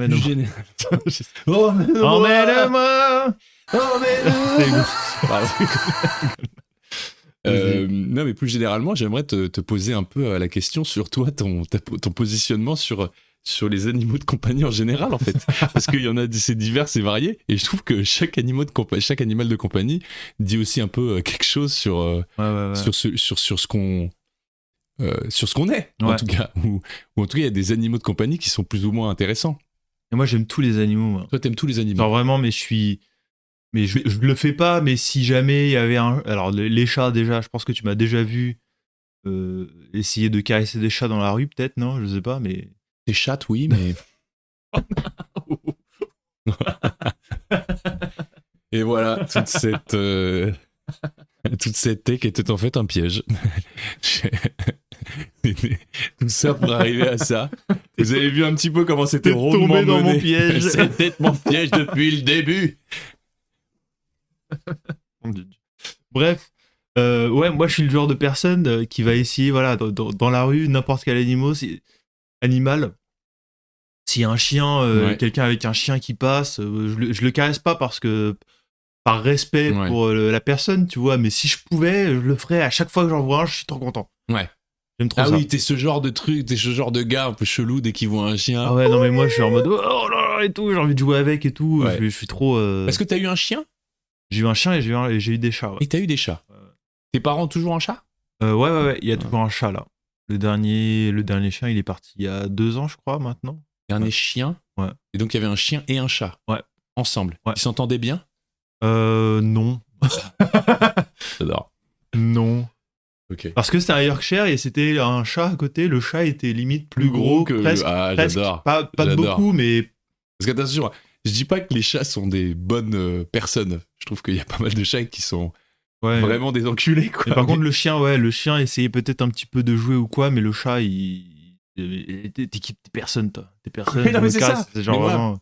Moi, c'est ça que je trouve incroyable. C'est vraiment que si on anthropomorphise le chat, c'est incroyable ce qui se passe. C'est vraiment la pire des merdes. Enfin, ça dépend des chats, tu vois, mais il y a vraiment des chats. Mais du coup, est-ce que tu peux comprendre que des gens n'aiment pas les chats en voyant ça comme ça, non ? Non, mais en fait, le truc, c'est que pour moi, ça dit quand même quelque chose. Que tu ne veuilles pas avoir un chat.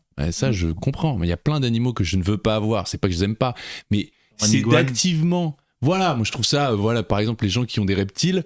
Mais tu vois, pareil. Les gens qui ont des reptiles, c'est un délire quand même. Hein. C'est une personnalité. C'est un trait de personnalité. Tu vois ce que je veux dire ? Donc je trouve ça intéressant. Et ben pour moi, être dans la team, j'adore les chiens, je déteste les chats, ce combo-là. Okay. J'aime pas les animaux.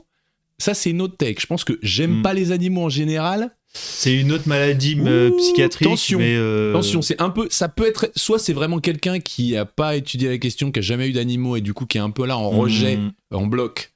Mais en fait, il peut vite être amadoué, c'est-à-dire si tu lui présentes un chat, il va faire ok, maintenant je comprends, j'ai la vision. Mais ça peut aussi être un délire. Mais, non mais bon, je vais rentrer sur un truc, mais on sait que si vous avez déjà vu un true crime sur des psychopathes et tout, que ça part souvent, étant gamin, par de la maltraitance animale. Donc je pense que notre rapport aux animaux dit quelque chose de notre personnalité.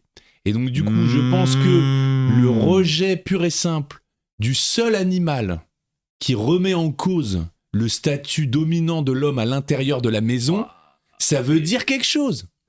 Non mais gars, parce que ton poisson là que t'as dans ton aquarium, jamais il sort, il te fout de baffe. Alors que ton chat, il arrive, tu veux le porter pour le mettre sur la vidéo, il veut pas, bam, il t'en met une dans la gueule, il se casse, et tu peux rien faire. Ouais, c'est vrai. Tu vas faire quoi ?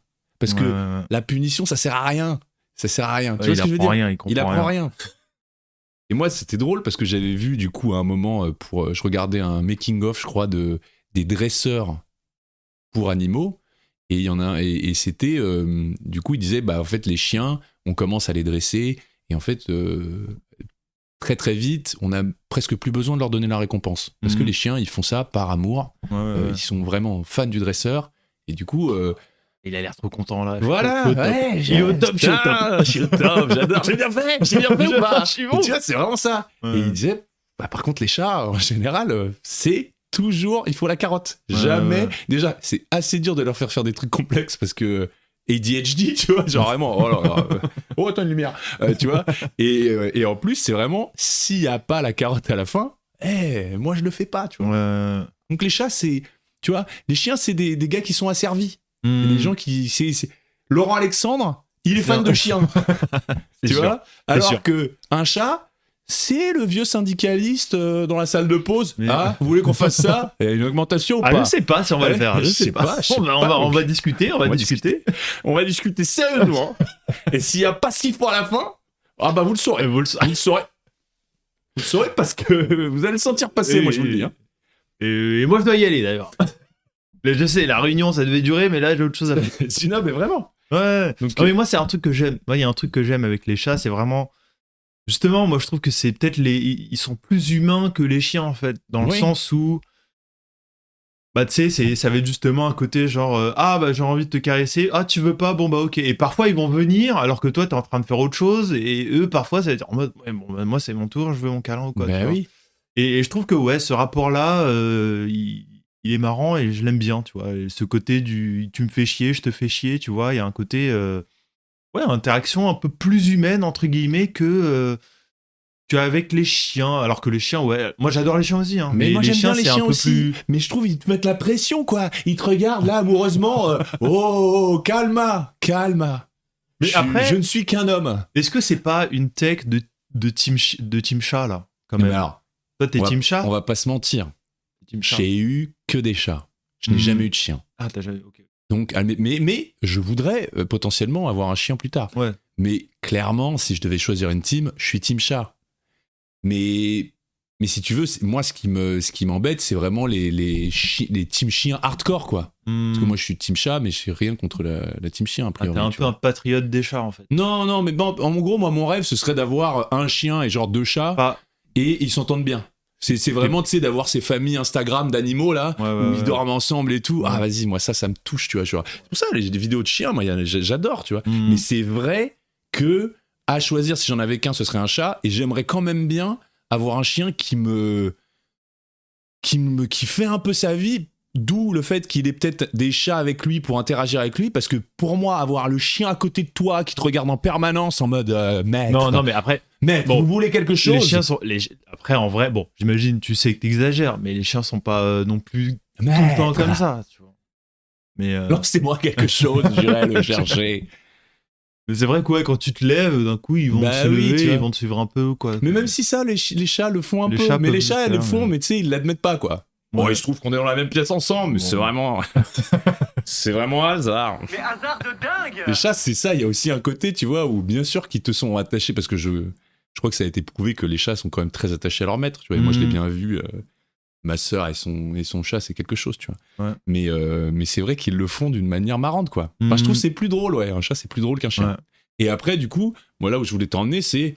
Je trouve qu'après, bon, parce qu'à la limite, ça c'est les 2 teams principales, après il y a les gens chelous, quoi. Genre, ouais, les gens qui ont des reptiles. Oh, les gars!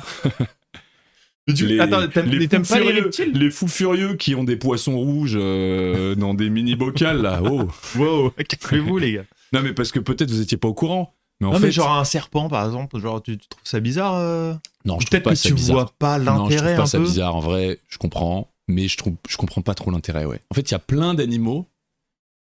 Genre, par exemple, les rongeurs. Alors, moi, c'est drôle. Je t'explique un peu comment j'ai fini par avoir un chat. Donc moi je voulais un animal de compagnie depuis longtemps. Ouais. Et en fait à table, je cassais les couilles à mon père. Je disais papa, est-ce qu'on pourrait avoir un chien? Et à un moment il a commencé à me dire non mais Julien, moi j'aime bien les chiens et tout, mais en fait son contre-argument ça a été de dire c'est moi qui vais finir par le promener. Ouais. Je sais que ce qui va se passer, c'est que on va avoir un chien et au bout de 6 mois, c'est moi qui vais finir par le sortir le matin et le soir et j'ai pas envie. Tu vois. Ouais. Et donc après, je suis revenu une semaine après en disant ok, bah pourquoi pas, parce que mes cousins avaient un lapin. Et je dis bah pourquoi pas un lapin. Ouais. Et il me regarde, il me fait mais attends Julien, les lapins c'est trop con. et en vrai de vrai, ouais. Il avait raison. Pour moi, je trouve que les rongeurs, ouais. C'est débile. Ouais, c'est un peu. Non, mais ça ne sert à rien. Bah, c'est une peluche qui bouge en fait. Oui, mais c'est une peluche qui bouge, qui fait du bruit aussi. Et qui fait du bruit la nuit, ouais. Un peu comme les hamsters et tout. Et qui, à l'inverse des chiens où t'es le dieu, là on a l'impression que t'es un titan dans le choc des titans. Ils ont peur de toi en fait, je trouve, pour la plupart. J'ai l'impression. Ils se cachent quand tu les prends. Tu lis la peur dans leurs yeux en mode il va m'arracher la tête, tu vois. Et donc, du coup, oui, pardon. Mais j'ai un pote. Par contre, j'ai un pote ici qui a un hamster et il fait des vidéos avec le hamster. Genre, il fait des stories d'Instagram sur le hamster et ça a l'air gaulerie un peu. Ouais. Genre, et puis ça a l'air casse-cou de fou. Et voilà. Genre, il escalade des trucs et tout. C'est des animaux nocturnes. C'est des ouf. C'est des rongeurs nocturnes, donc ça dort toute la journée et ça te casse les couilles pendant que tu dors, quoi. Ouais. Non, mais tu sais, genre, il le met dans. Il le met hors de sa cage et puis le truc il escalade le rideau et tout et puis Le truc, il fait quoi? Il fait peut-être 10 même pas 10, 5 cm, tu vois, mais tu regardes le truc, tu dis, mais attends, mais tu tombes de là-haut, tu vas te... Enfin bref, c'est marrant à voir. Et donc je suis pas jaloux non plus, tu vois, mais ça a l'air d'être marrant, tu vois. Pour moi, c'est vraiment l'eau tiers, quoi. Ouais. Ensuite, voilà, j'avoue, les reptiles, pour moi, je vois un peu, mais je trouve ça quand même un peu chiant. T'as vraiment zéro interaction. Ouais. Et après t'as les trucs... pour moi, t'as les trucs vraiment... Là, tu deviens un psychopathe, quoi. Alors, après, c'est... un croco. Non, mais... Après... Petit alligator de compagnie. Même pas. Je vais te dire, pour moi, tu deviens un preneur d'otages quand t'as soit des poissons, si t'as pas un bocal qui fait la taille de... au moins un petit étang. Et si t'as des oiseaux. Ah ouais. Tu vois ce que je veux dire? Là, c'est bizarre. Là, le bail, il est bizarre parce que si vous faites semblant de pas être au courant, ce mythe sur les poissons qui ont 10 secondes de mémoire, c'est complètement faux en fait. Donc vous gardez l'équivalent de la maltraitance où on dit oui, les orques dans des piscines, c'est un enfer. Mais si vous avez un poisson dans un petit bocal, les gars, c'est comme de mettre son Sims dans une pièce sans fenêtre et il tourne en rond, quoi. Vous êtes fous, en fait. Et pour les oiseaux, en cage, je trouve ça horrible. Ouais. Pendant un moment, je voulais un perroquet. Juste, tu voulais qu'il... je sais pas, ça a l'air cool, un perroquet. Tu lui fais dire des trucs et tout. Ouais. Et du coup, il répète ce que tu dis tout seul chez toi, sur les trucs chelous que tu racontes. Qu'est-ce qu'il pourrait dire? Non, ce serait classé... Ce serait vite classé bizarre avec toi. Vite bizarre, ouais.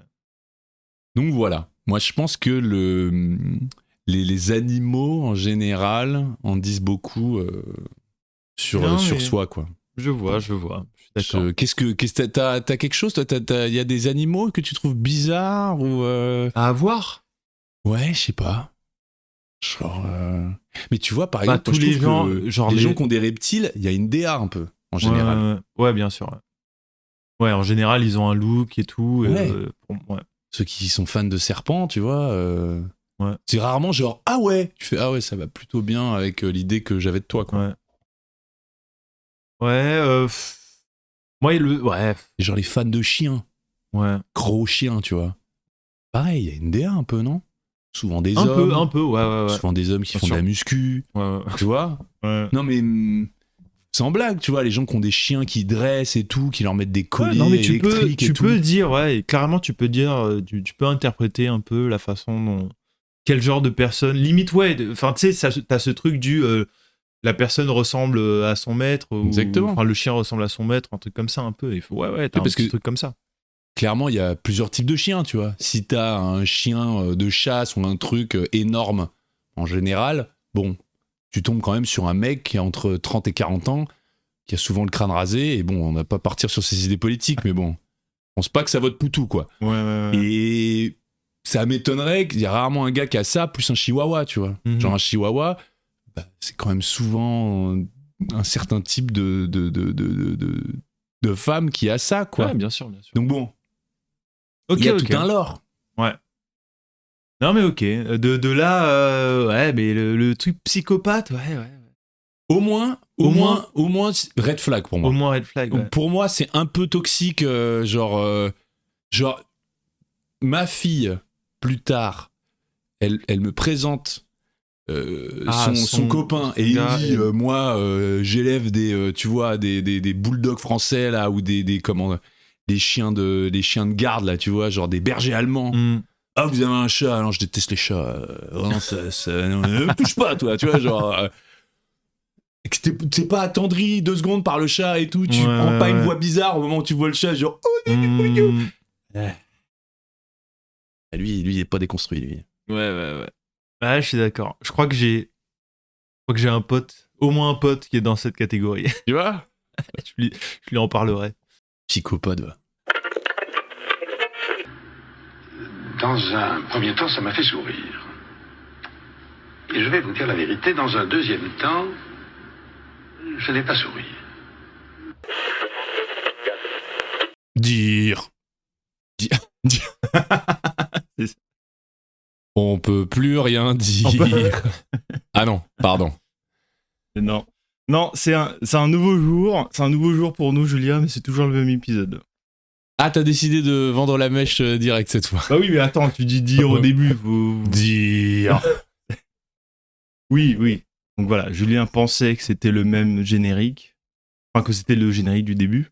Ah ouais, moi je pensais qu'on était dans un nouvel épisode, nouvelle timeline. Non, on continue. Je suis arrivé chargé de take là. C'est ça. Ouais, on enregistre sur plusieurs jours, mais bon, c'est littéralement le lendemain. Oui, et il reste une take. Et il reste une take. Ouais, ce sera la mienne. Ouais. Alors justement, update vite fait, mais ce sera lié à ma take qui va suivre. Donc, ok. La veille, entre guillemets, je parlais de Pluribus. Ok. La nouvelle série de Vince Gilligan, le créateur de Breaking Bad. Donc j'ai vu plus d'épisodes. Donc j'ai vu tout ce qui est sorti en fait hier soir. Ouais. J'ai un peu binge-watch. Et c'est vachement bien. C'est toujours très très bien. Et ok. Et bah foncez, hein. Voilà, je vous en dis pas plus. Comme je disais, je dirais un truc, c'est que si vous aviez aimé Severance par exemple sur Apple TV toujours, c'est Apple TVesque. Ouais, bon après je sais pas. J'ai essayé 2 trucs d'Apple TV, c'était pas toujours fameux. Qu'est-ce que t'as essayé? J'ai essayé Fondation. Ah oui. J'ai essayé. Hijack, t'as essayé?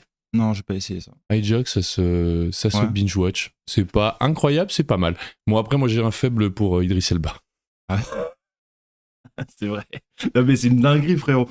Genre, on regardait Pacific Rim il y a quelques jours. Oui. Et à chaque fois qu'Idriss Elba, il se pointait, il voyait sa tête, à chaque fois, il. Tu viens celle-là ou pas?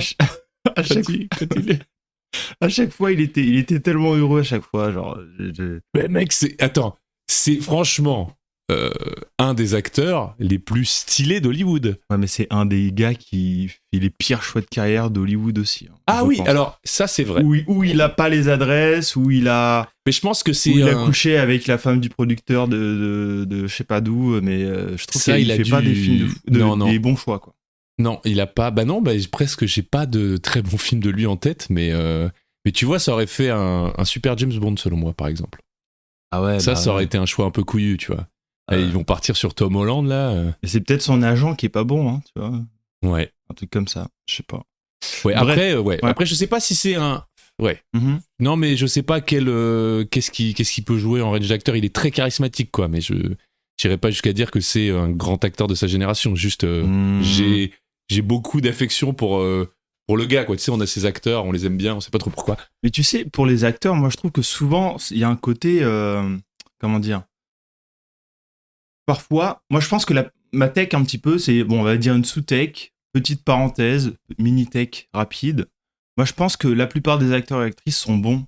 C'est juste que une question la direction d'acteur. Non, mais pas seulement la direction, mais tout simplement les personnages et les trucs qu'ils doivent jouer, quoi. Ouais. Je pense que souvent, la plupart des gens, ils sont plutôt bons, quoi. Non, mais c'est vrai. Et Gal Gadot, très très bonne actrice, juste bon. Nom de Dieu. Kal-El, no. Non, et après, Gal Gadot, il y a pas un film où elle a joué un rôle qui devait être bon, quoi. Elle joue que des trucs nuls.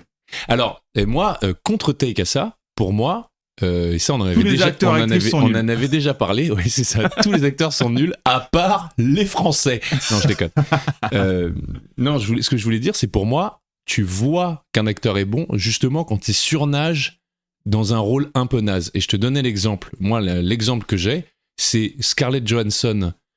Alors, dans les derniers Marvel, je sais pas. Mais en tout cas, je trouve au début de ses apparitions dans Marvel, moi, je trouve que elle surnage. Aux côtés de Chris Evans, aux côtés même, tu vois, de Robert Downey Jr. qui cabotine beaucoup. Le mec est bon, mais je dirais, il cabotine de fou. Le mec est bon. Mais et je vais dire pareil de Mark Ruffalo. Pour moi, Mark Ruffalo et Scarlett Johansson dans Avengers, par exemple, tu vois qu'ils sont un peu meilleurs. Ouais, ils ont pas beaucoup, tu vois, ils ont pas trop à se mettre sous la dent. Ouais. Une ou deux répliques comme ça, tu sens qu'il y a un truc en plus. Tu sens que le toucher de balle, il est un peu plus soyeux. Ruffalo, je le vois 100% dans les Avengers. Donc le Hulk, le gars qui joue Hulk. Mais ça, c'est parce que t'es sexiste de fou. Tu me disais en off que il n'y avait pas une seule bonne actrice. Je le savais, j'ai pris le risque, j'ai tenté la passe, je me suis dit vas-y, je vais jouer le jeu, je vais assumer le fait que je pense que Ruffalo est mieux, sachant que j'adore Scarlett dans plein de trucs, je vais assumer le truc, et je savais que ça allait me retomber dessus, bref. Mais bon, vraiment, tu vois un peu ma tech, quoi. Mais carrément. Bref, Alors, on va continuer à parler un petit peu culture. Là, on va pas forcément parler ciné, mais on va parler plutôt série. Et donc, je vous ai parlé de Pluribus et de la nouvelle série du créateur de Breaking Bad. Ok. Et donc, ma tech d'aujourd'hui va concerner Breaking Bad, justement, et son préquel qui est sorti quelques années plus tard, qui s'appelle Better Call Saul. Ok. Et ma tech, c'est Better Call Saul est mieux que Breaking Bad. Ok. Est-ce que... Ok. Vas-y. Non, mais je t'en prie. Non, alors... juste moi, je veux qu'on voit par où on discute. J'ai vu Breaking Bad, parce que tu m'as forcé. T'as littéralement kidnappé ma famille et tu m'as promis de me les rendre que quand je pourrais te raconter la fin par téléphone. Ouais. La réalité, c'était que t'avais vu 4 saisons et la 5e, tu l'avais pas vue. Et je t'ai forcé à regarder. 3 saisons, et j'avais pas vu la 4 et 5, c'est vrai. Et j'ai pas vu Better Call Saul. Donc vas-y, donne-moi envie, frère. Ouais. Et le truc, c'est que, à mon avis, c'est une autre tech, parce que le truc qui se passe, c'est que Breaking Bad, c'est très clairement la série, c'est une des séries de ces 20 dernières années qui est dans le top 5 de pratiquement toute personne qui a vu la série. Donc c'est soit t'as pas vu et donc tu sais pas, soit la plupart des gens, quand tu leur demandes c'est quoi ton top 5 des séries, si les gens ont vu, normalement les gens vont dire Breaking Bad. Ils vont dire d'abord Interstellar, parce qu'ils ont pas compris. Non, on parle de série. Ah, pardon.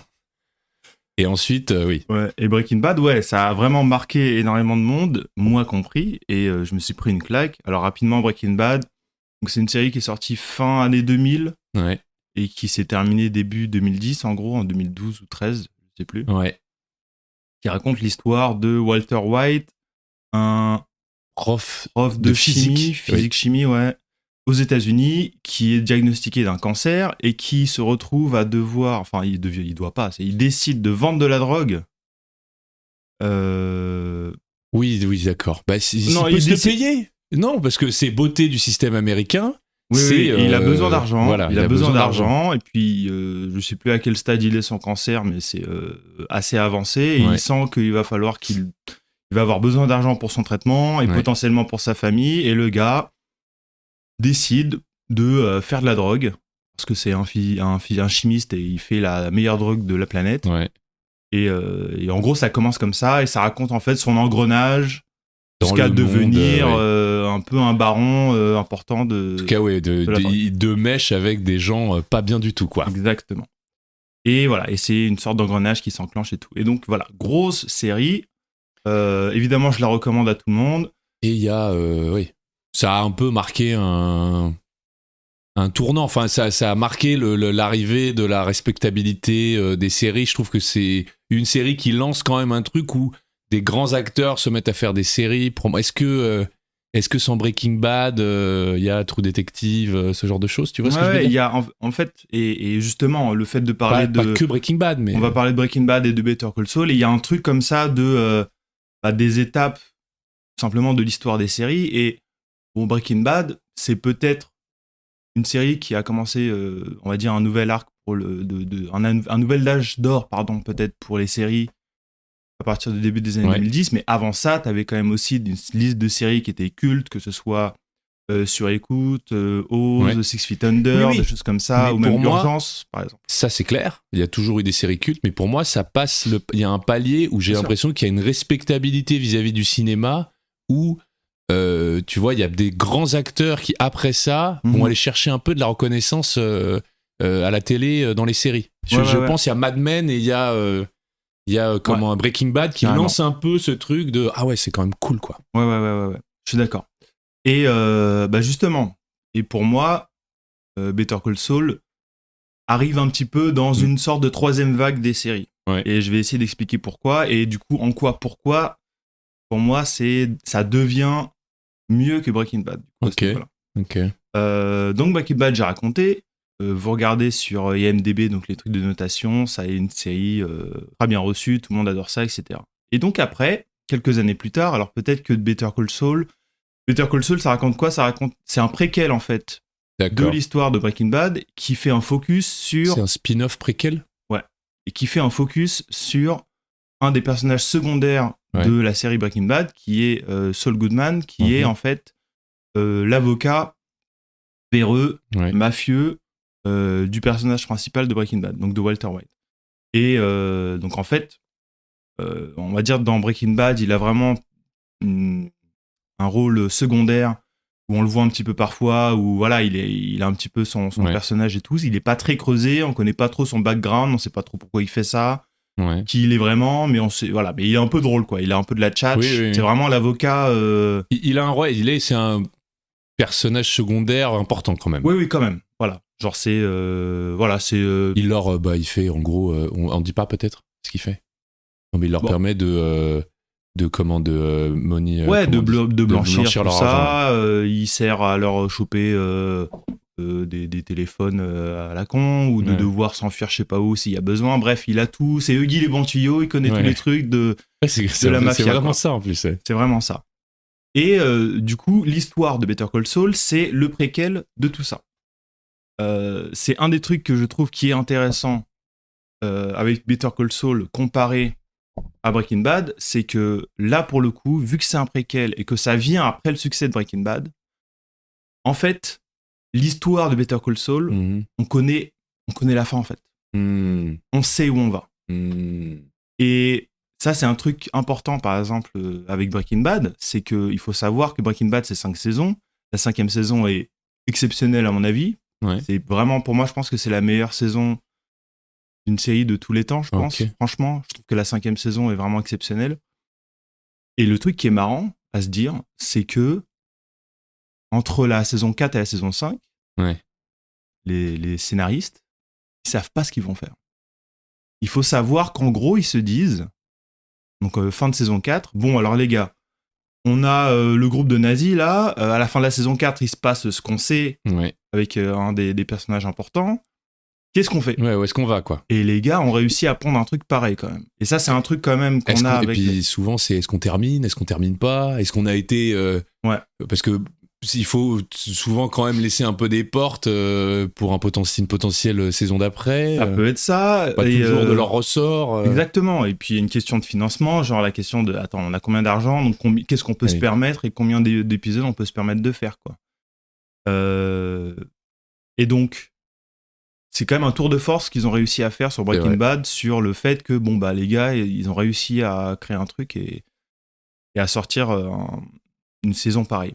Bref, Better Call Saul, par contre, t'as quand même l'assise de, ok, le gars a quand même pondu Breaking Bad avant, donc on sait qu'il va avoir les financements, et du coup, on sait aussi où l'histoire va aller avec Better Call Saul, et tu sens que tout pointe vers cette tragédie-là, en fait. Donc c'est basé sur l'ironie dramatique. Ouais, il y a un truc comme ça en fait. Et vraiment le ressort, donc l'histoire de Better Call Saul, ça commence où ? C'est littéralement juste c'est Jimmy, donc en fait on découvre son vrai nom.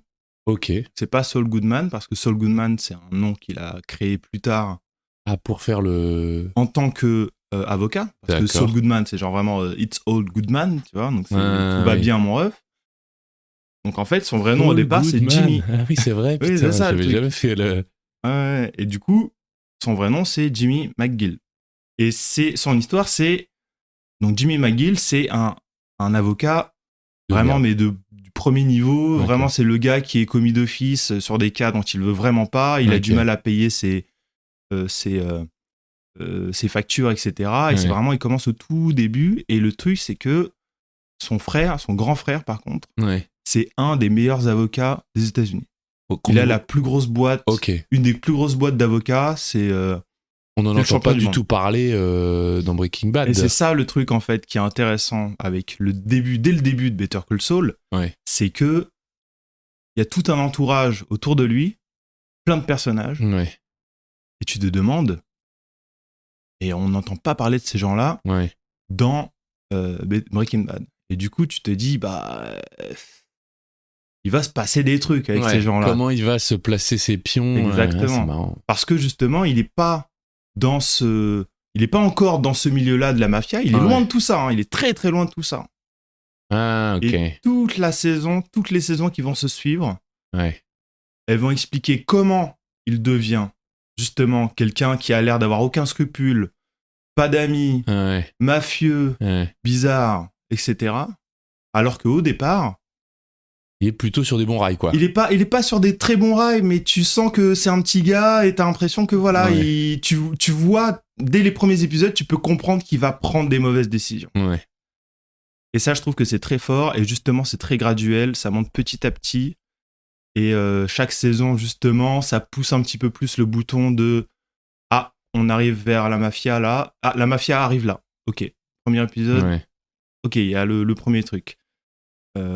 C'est comme ça qu'il va commencer à se couper un peu de sa famille. Ouais. Ah, c'est comme ça que la meuf avec qui il était, peut-être que ça va mal se terminer ou quoi, tu vois. Et bref. Ça avance, et après, bah, forcément... T'en arrives, et à la fin, et voilà, et à la fin, ça reloupe avec... Et ça, c'est un truc qu'on peut demander depuis le début, c'est est-ce qu'il va y avoir des connexions ou pas avec Breaking Bad à un moment donné. J'ai envie de dire forcément un peu. C'est littéralement, je crois que la première scène du premier épisode, c'est un truc qui se passe après Breaking Bad, en fait. Parce que, bon, spoiler alert, en gros, à un moment, il est en fuite, à la fin de Breaking Bad. Et c'est sa vie de gars qui a fui, en fait. D'accord. Et tu sens que le but, ça va être c'est tout ce cheminement-là, quoi. Je trouve que ça, c'est vraiment, ne serait-ce que l'idée tout simplement de toutes les saisons-là, je trouve que déjà, dès le départ, ça partait très bien parce qu'on savait où on allait. Et voilà, et c'est vraiment, on a mis un château de cartes en place et on va vous montrer comment il va tomber, quoi. Donc c'est la descente, c'est la lente déchéance d'un homme. Ouais. Et est-ce que une partie du piquant, ça vient aussi du fait que tu vas voir les gens... Parce qu'il a un petit entourage, enfin, il bosse avec certaines personnes, et donc tu vas les voir apparaître dans la série saison 2-3, ils travaillent pas encore ensemble, ils commencent à... C'est ça. Ils se présentent à lui et tout, et tu sais qu'ils vont... Parce qu'il y a notamment un mec qui est un peu qui est pas vraiment son homme de main, mais qui a... Jean Yule, le grand black, là. Non, le chauve. Non. Ah, Mike. Oui. Alors, il y a énormément de personnages qui vont revenir dans la série. Et je reviendrai sur les personnages juste après. D'accord, parce que ce sera juste mon dernier point. Mais oui, les personnages vont revenir.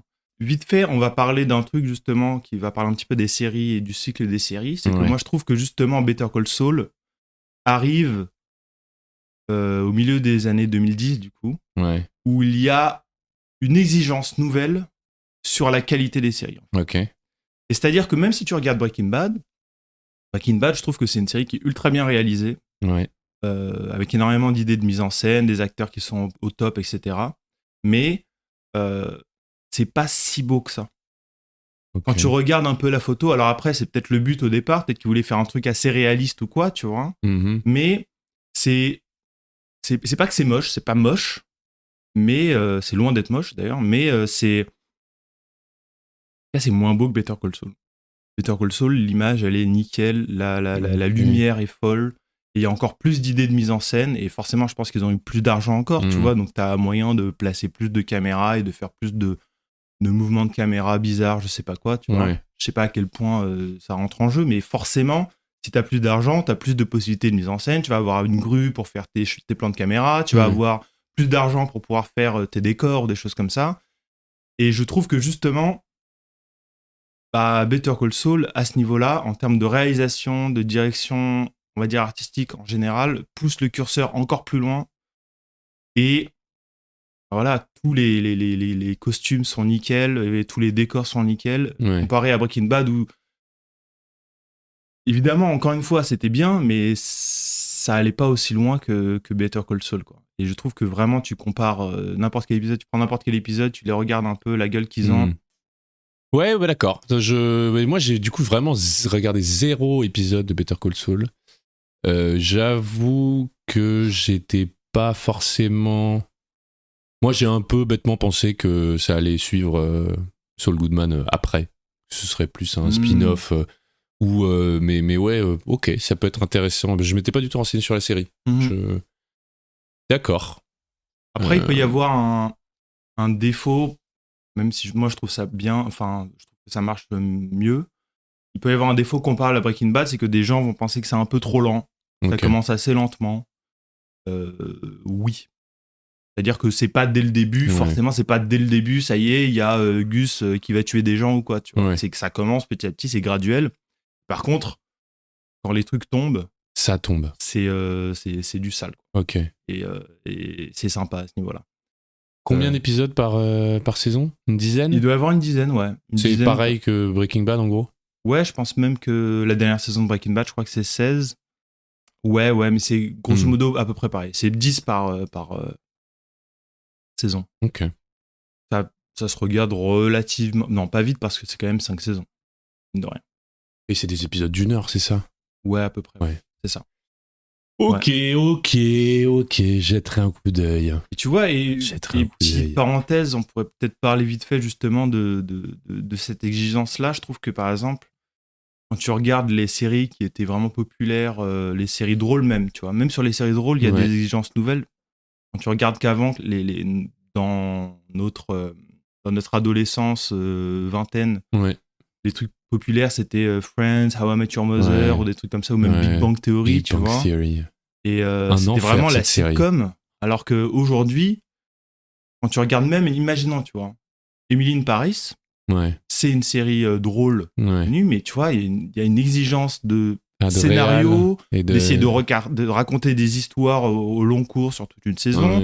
C'est une comédie. Les décors, bon, évidemment que c'est Paris, mais ça a été tourné à Paris. Oui, mais ça a été tourné quand même là-bas. On reconnaît des lieux, hein, bien sûr. Non, mais ce que je veux dire, c'est que Friends ou How I Met Your Mother, ça se passe à New York, ça a été tourné à Los Angeles, en studio et tout, bien sûr. Devant public.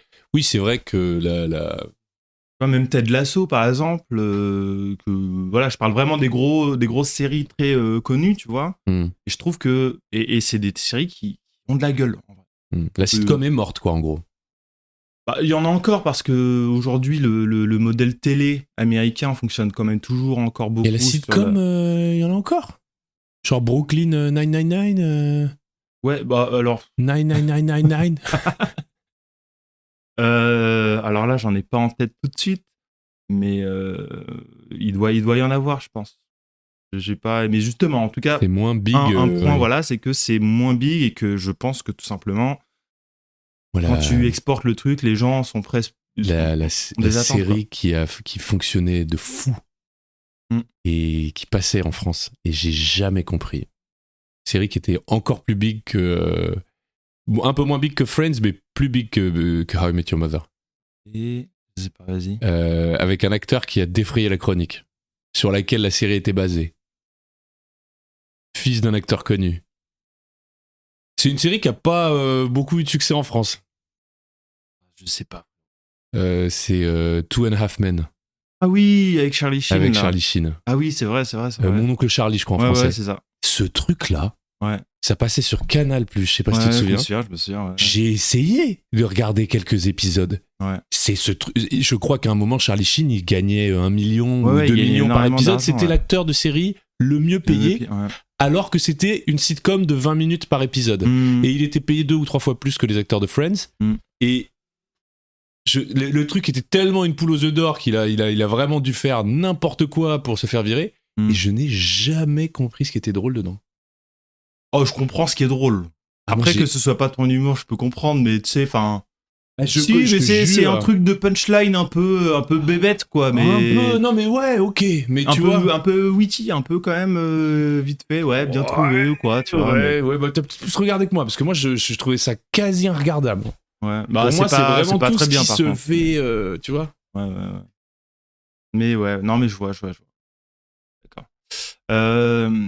Et pour terminer, pour vous vendre, ou bien que vous soyez d'accord avec moi, parce que vous avez vu les 2 séries, et que forcément, si vous avez vu les 2 séries pour moi, vous êtes obligé de dire que Better Call Saul, c'est mieux, parce que c'est clairement mieux. Les personnages. Moi, je trouve qu'il y a un truc de Breaking Bad, et je trouve que c'est une des forces, du coup, de Better Call Saul. Donc, ah oui, tu disais qu'il n'y avait pas de personnage féminin dans Better Call Saul et que tu préférais ça. C'est ça. Alors, frérot, là c'est les pires cartes pièges de l'histoire. Là. Tu détestes la femme de... Justement, alors... Tu détestes Skyler. Il a un t-shirt I hate Skyler. Non, mais alors, sans parler forcément de Skyler, tu vois, dans Breaking Bad, mais le truc de Breaking Bad, c'est que je trouve que, à part Walt et Jesse, je trouve que tous les autres personnages sont pas très bien développés. Et je trouve que par exemple Gus ou Mike sont des personnages qui sont très charismatiques dans Breaking Bad, mais au final, ils ont pas tellement de profondeur que ça. Ouais. Je sais pas trop c'est quoi leur motivation. Tu vois, t'as Mike, limite Mike, tu te demandes un peu pourquoi il fait ça. Mais Mike, c'est l'homme de main. C'est l'homme de main, voilà. Oui, mais moi je trouvais que c'était justement celui il y avait un truc à faire. Je sais pas s'il est développé dans Better Call Saul. Et bah, il est là pratiquement dès le début dans Better Call Saul. Et parce qu'en plus, je trouve qu'on se demande un peu quel est leur lien. Bien parce sûr. que au début, tu te dis bon, c'est un peu son homme à tout faire. Ouais. Mais en fait, mais qui donne les ordres à qui là? Tu vois, genre, en fait, il lui obéit pas vraiment. Tu vois, enfin bon, il y a un truc où t'as l'impression qu'il y a il y a quelque chose. Ouais. Et donc du coup, comme tu disais, c'est de. Moi, je disais qu'il y avait 2 personnages importants. Ouais. Et ensuite, t'as les personnages secondaires qui sont intéressants, charismatiques, forts, mais pas si développés que ça. Il y a peut-être Hank qui est plutôt bien développé, je vais dire, je pense. Et après, le reste, ouais. Hank et sa femme, un peu, peut-être. Bah, sa femme, ça va, mais. Ouais, ça va. Un petit peu quand même. Ouais. Il y a quand même un truc, tout un arc avec Skyler, enfin le personnage que tu détestes là. Mais oui. Ouais. Ok. Alors que justement, dans Better Call Saul, je pense que les personnages secondaires sont tous mieux développés. Et tu as aussi le background de certains personnages que tu voyais avant qui ont été développés aussi. Donc tu revois Gus, tu revois Mike, et tout ça, justement, tu as plus d'explications sur le lore, qui ils sont, comment ils sont, aussi un petit peu sur leur fonctionnement. Par exemple, sur Gus, tu peux voir un petit peu plus de coulisses sur son empire un peu, par exemple. Tu vois, donc tu commences à piger un petit peu plus. Alors ok, lui, il a des plans, il a des trucs, à quel point il a le bras long, des choses comme ça. Tu vois. Pourquoi il est là et pourquoi il fait ce qu'il fait, quoi. Et puis un petit peu aussi de son... Ouais, vraiment de sa personne, tout simplement. De vraiment ce qu'il a au fond de lui, et pas juste de gros gars mafieux, charismatiques et froids. Il y a une raison pour laquelle il cache un petit peu tout ça. On va dire. Et donc, tu as tous ces personnages-là, et après, tu as mon personnage préféré de Better Call Saul, qui est du coup une femme, et qui est la partenaire, on va dire, la partenaire in crime de Saul, depuis le début depuis le tout début de la série de Better Call Saul, qu'on ne voit pas du tout dans Breaking Bad. Et c'est mon personnage préféré, donc c'est Kim Wexler. Et son personnage est d'une complexité folle, et il y a aucun personnage que je connais qui ressemble à ça. Et c'est même pas, tu sais, je peux même pas te dire c'est un stéréotype de ça, tu vois. Elle a vraiment son histoire, son arc et ses propres motivations, et c'est vraiment un personnage ultra intéressant. Et ne serait-ce que pour elle, je dirais, il faut regarder tout Better Call Saul. Et c'est elle l'héroïne de Pluribus, du coup. C'est elle la personnage principal, enfin l'actrice principale de la nouvelle série. T'as décidé de montrer patte blanche pour combattre les accusations de machisme. Ouais, apparemment. T'es un Chris nouveau, tu pisses assis, t'adores les personnages féminins, waouh. C'est possible, j'ai changé. Il y a l'intégrale de Sex and the City sur 2025 sur le canapé. D'ailleurs, il faut qu'on se mate le dernier Bridget Jones, là. C'est important. T'es une baddie, toi, un peu. Une baddie. Bon, bref. Better Call Saul, meilleur que Breaking Bad. 2 séries incroyables. Hein. On parle d'un 9,5 et d'un 9. Voilà. Et donc, du coup, comment Breaking Bad, 2e meilleure série de Bryan Cranston ou après, il y a eu quoi comme autre série avec Bryan Cranston, l'acteur de Walter White. Oui. Attends, quoi? Tu l'as pas? Tu regardais pas ça quand t'étais petit? Ah, Malcolm. Bah oui, c'est le père dans Malcolm. Oui, c'est vrai. Alors, j'aime bien Malcolm. Ah oui. J'aime bien Malcolm, mais c'est pas aussi culte que ça pour moi. D'accord. Mais moi, je trouve ça toujours exceptionnel. Je trouve ça toujours fou qu'il ait ces 2 rôles, quoi. Parce que dans Malcolm in the Middle, c'est quand même. Les 2 sont incroyables, quoi. Mais il a un côté goofy dans Breaking Bad. Il a un petit côté goofy dans Breaking Bad, qu'on retrouve un peu. Et il a un petit côté dark dans Malcolm, hein. C'est vrai. Sûr. Et moi, ce que je trouve fabuleux, c'est la scène la fin alternative qu'ils ont fait dans Breaking Bad où il se réveille dans Malcolm. Ah quoi. oui, c'est vrai, Et je me souviens de ça. Ça, c'est incroyable. Par contre, je suis pas très saucé pour le retour de Malcolm. Je sais pas si t'as vu des images. Ah oui, j'ai vu. J'ai vu que ça allait revenir. Bah, on va voir. Qui sait. Eh bien, voilà. Ok, donc d'accord. Better Call Saul, c'est mieux. C'est mieux. C'est mieux. Breaking Bad. Ok, bon bah je vais regarder. Je te laisse. Je vais regarder 2 épisodes et Ok. je jugerai ta take sur ça. Très bien. On se donne rendez-vous au prochain épisode alors. Prochain épisode. Allez. How are you? Je suis français. But how are you? Can you speak in English? Thank you very much. Why are you here tonight? Très bien. Respecte du Haut-England. Adversaire très fort et très respectable sur le terrain. Why do you think that Giroud is the best French player? Yes, he's a Giroud. Et voilà, ce sera tout. Dire. On peut plus rien dire. Insupportable. Nouveau jour. Non mais déjà ça on fait enregistre l'outro. On se voit trop déjà là. J'en peux plus. Conclusion. Merci d'être venu. Merci. À 2 dans 2 semaines. Oui. T'as vraiment coupé là ou Non, ça roule. C'est bon. C'est de l'entertainment. Et oui, je suis acteur, moi. Mais il fait du méthode acting parce qu'il en a vraiment marre de moi, je crois. Bah oui, bah voilà, bah c'était cet épisode. On était en train de discuter sur la fin de l'année, sur un épisode un peu spécial où on est. Alors, rien n'est sûr encore. On veut pas vous vendre du rêve. Voilà. On veut pas vendre la peau de l'ours avant de l'avoir chassé à court avec plein de chiens. Mais on devrait avoir Jay-Z. On devrait avoir Jay-Z. Voilà. Je le dis. Oh putain, tu le vends. On est en pourparlers avec Jay-Z. Bon, ça demande quelques trucs. Il faut qu'il apprenne un peu le français, tout ça. Non, mais non. Par contre, on pense à vous faire participer à quelque chose.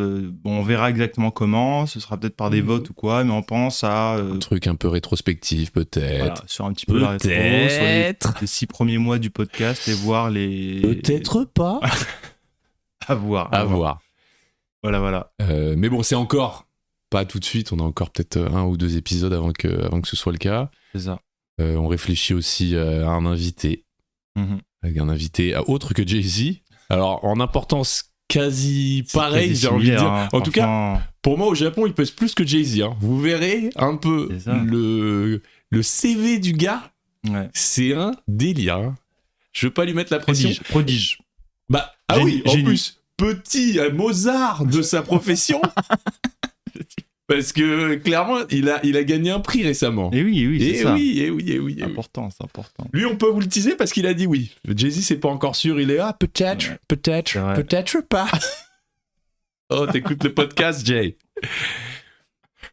Un peu la pression, j'imagine. Il n'a pas de take, il nous disait. Le pauvre.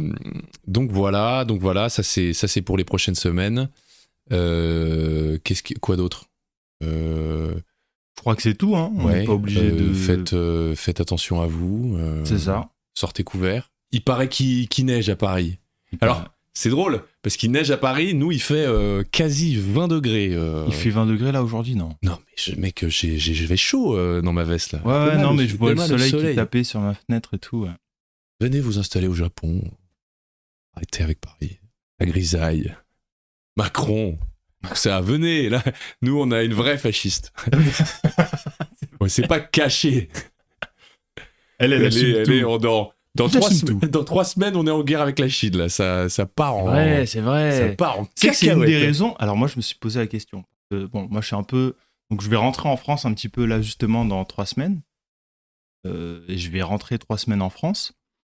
Et j'ai acheté mon billet la semaine dernière. Et j'étais en mode, oh là là, mais je vais me faire assassiner. Parce qu'à cause du déménagement et tout, j'étais un petit peu. Tu sais, le truc, dans le guidon. Bah ouais, et puis quand t'achètes des billets, en général, moi, je sais pas, mais je m'assois et pendant 1 heure, je regarde à gauche, à droite, je regarde par quelle escale je peux faire un truc ou quoi, tu vois. Et quoi, pardon ? Non, mais la courbe des billets. Ah oui, bah non, mais tu sais, enfin, genre. Oui, tu fais des comparatifs, quoi. Voilà, comparatifs, je regarde si je peux faire une escale quelque part, bref, ça me prend un peu de temps, tu vois, et j'ai pas eu la foi de le faire. Et là, je l'ai fait ce samedi, la semaine dernière. Et miracle, il y a un vol Air France direct qui était pas si cher que ça. Okay. Et genre, en gros, c'était le prix que je pensais payer. Avec une escale. Quelle est la couille? Et bah justement, alors je sais pas si tu avais suivi l'histoire entre la France et la Chine. Okay. Oui, donc tu l'as suivi. J'ai suivi. Pas la France, mais la Chine et le Japon.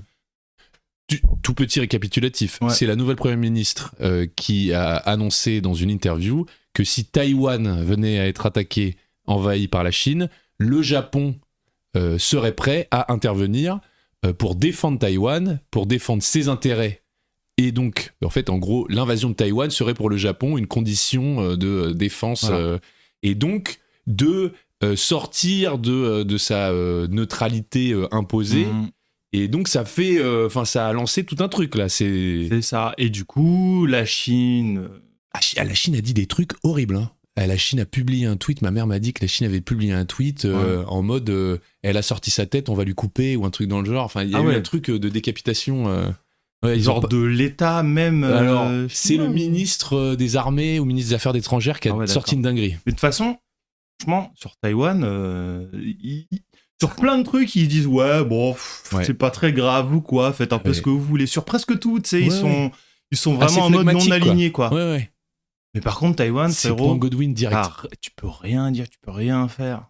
J'ai l'impression que nous, justement, si on dit un truc, limite, ils seraient capables de refuser à l'entrée, tu sais. De fou. Limite, hein. Non mais gars, mais parce que c'est vraiment une dinguerie. Hein. Je crois qu'Air France à un moment avait publié une carte du monde, mais pour une pub, un truc, c'était vraiment pas... C'était du matériel promotionnel et ils avaient pas inclus Taïwan dans la Chine et c'était parti en cacahuète. Hein. Ouais, et vraiment, ils sont archi déter là-dessus. Et bah, une des conséquences, ça a été que y a énormément de voyages de Chine vers le Japon qui ont été annulés. D'accord. Et ils ont été même remboursés. C'est-à-dire que tu as même genre Air China ou Eastern China Airlines, Air Fly, Democratic Flying. Je ne sais plus. Même eux, en gros, ils remboursaient les vols de Chine vers le Japon parce que, bref, les relations diplomatiques sont tellement catastrophiques ou quoi que, du coup, il y a énormément de gens qui ne viennent plus au Japon. Ok. Et moi, je me pose la question, je pense peut-être que c'est à cause de ça, peut-être. Il y a un gros chambardement dans les prix de billets et je pense que peut-être c'est pour ça que j'ai eu une petite fleur comme ça, genre, peut-être que du coup, c'est un peu pas cher, je sais pas pourquoi, mais c'est la seule explication que j'ai parce que je vois pas pourquoi d'un coup les vols directs coûteraient moins cher. Je sais pas après s'il y a un lien direct entre un vol France-Chine, enfin France-Japon et ce qui se passe entre le Japon et la Chine, tu vois. J'en sais rien. C'est la seule explication que j'ai. C'est une petite théorie du complot que tu nous sors là. C'est un peu... Je sais pas. Mais c'est les chemtrails, ça. je sais pas. Mais ok, mais bon, bonne surprise du coup. Mais bonne surprise. Et puis... on aimerait qu'elle sorte des dingueries avant chacun de nos voyages. Je rends compte sur elle. Par contre, le taux de change, frérot. Franchement, je vais arriver en France. Tu te fais assassiner. Je vais me faire une planche mixte. Ça a coûté quoi ? Peut-être que c'est 25 € aujourd'hui, une planche mixte. Et déjà pour toi, faire une planche mixte, qui est mixte dans le nom de la planche, déjà toi ça te casse les couilles. Ça me trigger. Ouais, tu voudrais une planche d'homme, quoi, une planche masculine. Un planche. Attends, c'est quoi ce personnage sexiste que tu essaies de me planter là ? Je vais vous prendre un planche de charcuterie ici. un plan de charcuterie. On se retrouve dans 2 semaines, probablement avec un invité. Probablement pas, t'as changé, on peut pas le faire. Bah ouais, enfin voilà, on fait des bisous. Voilà, bisous. Ciao, ciao. Ciao, bisous. Dire.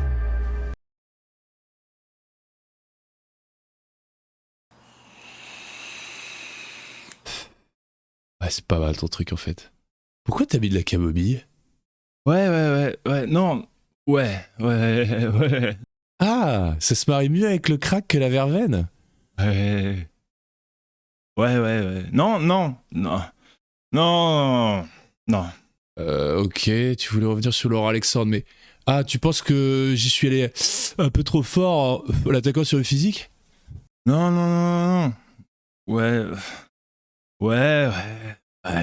Ah, bah ouais, comme tu dis, c'est peut-être qu'on peut plus le dire.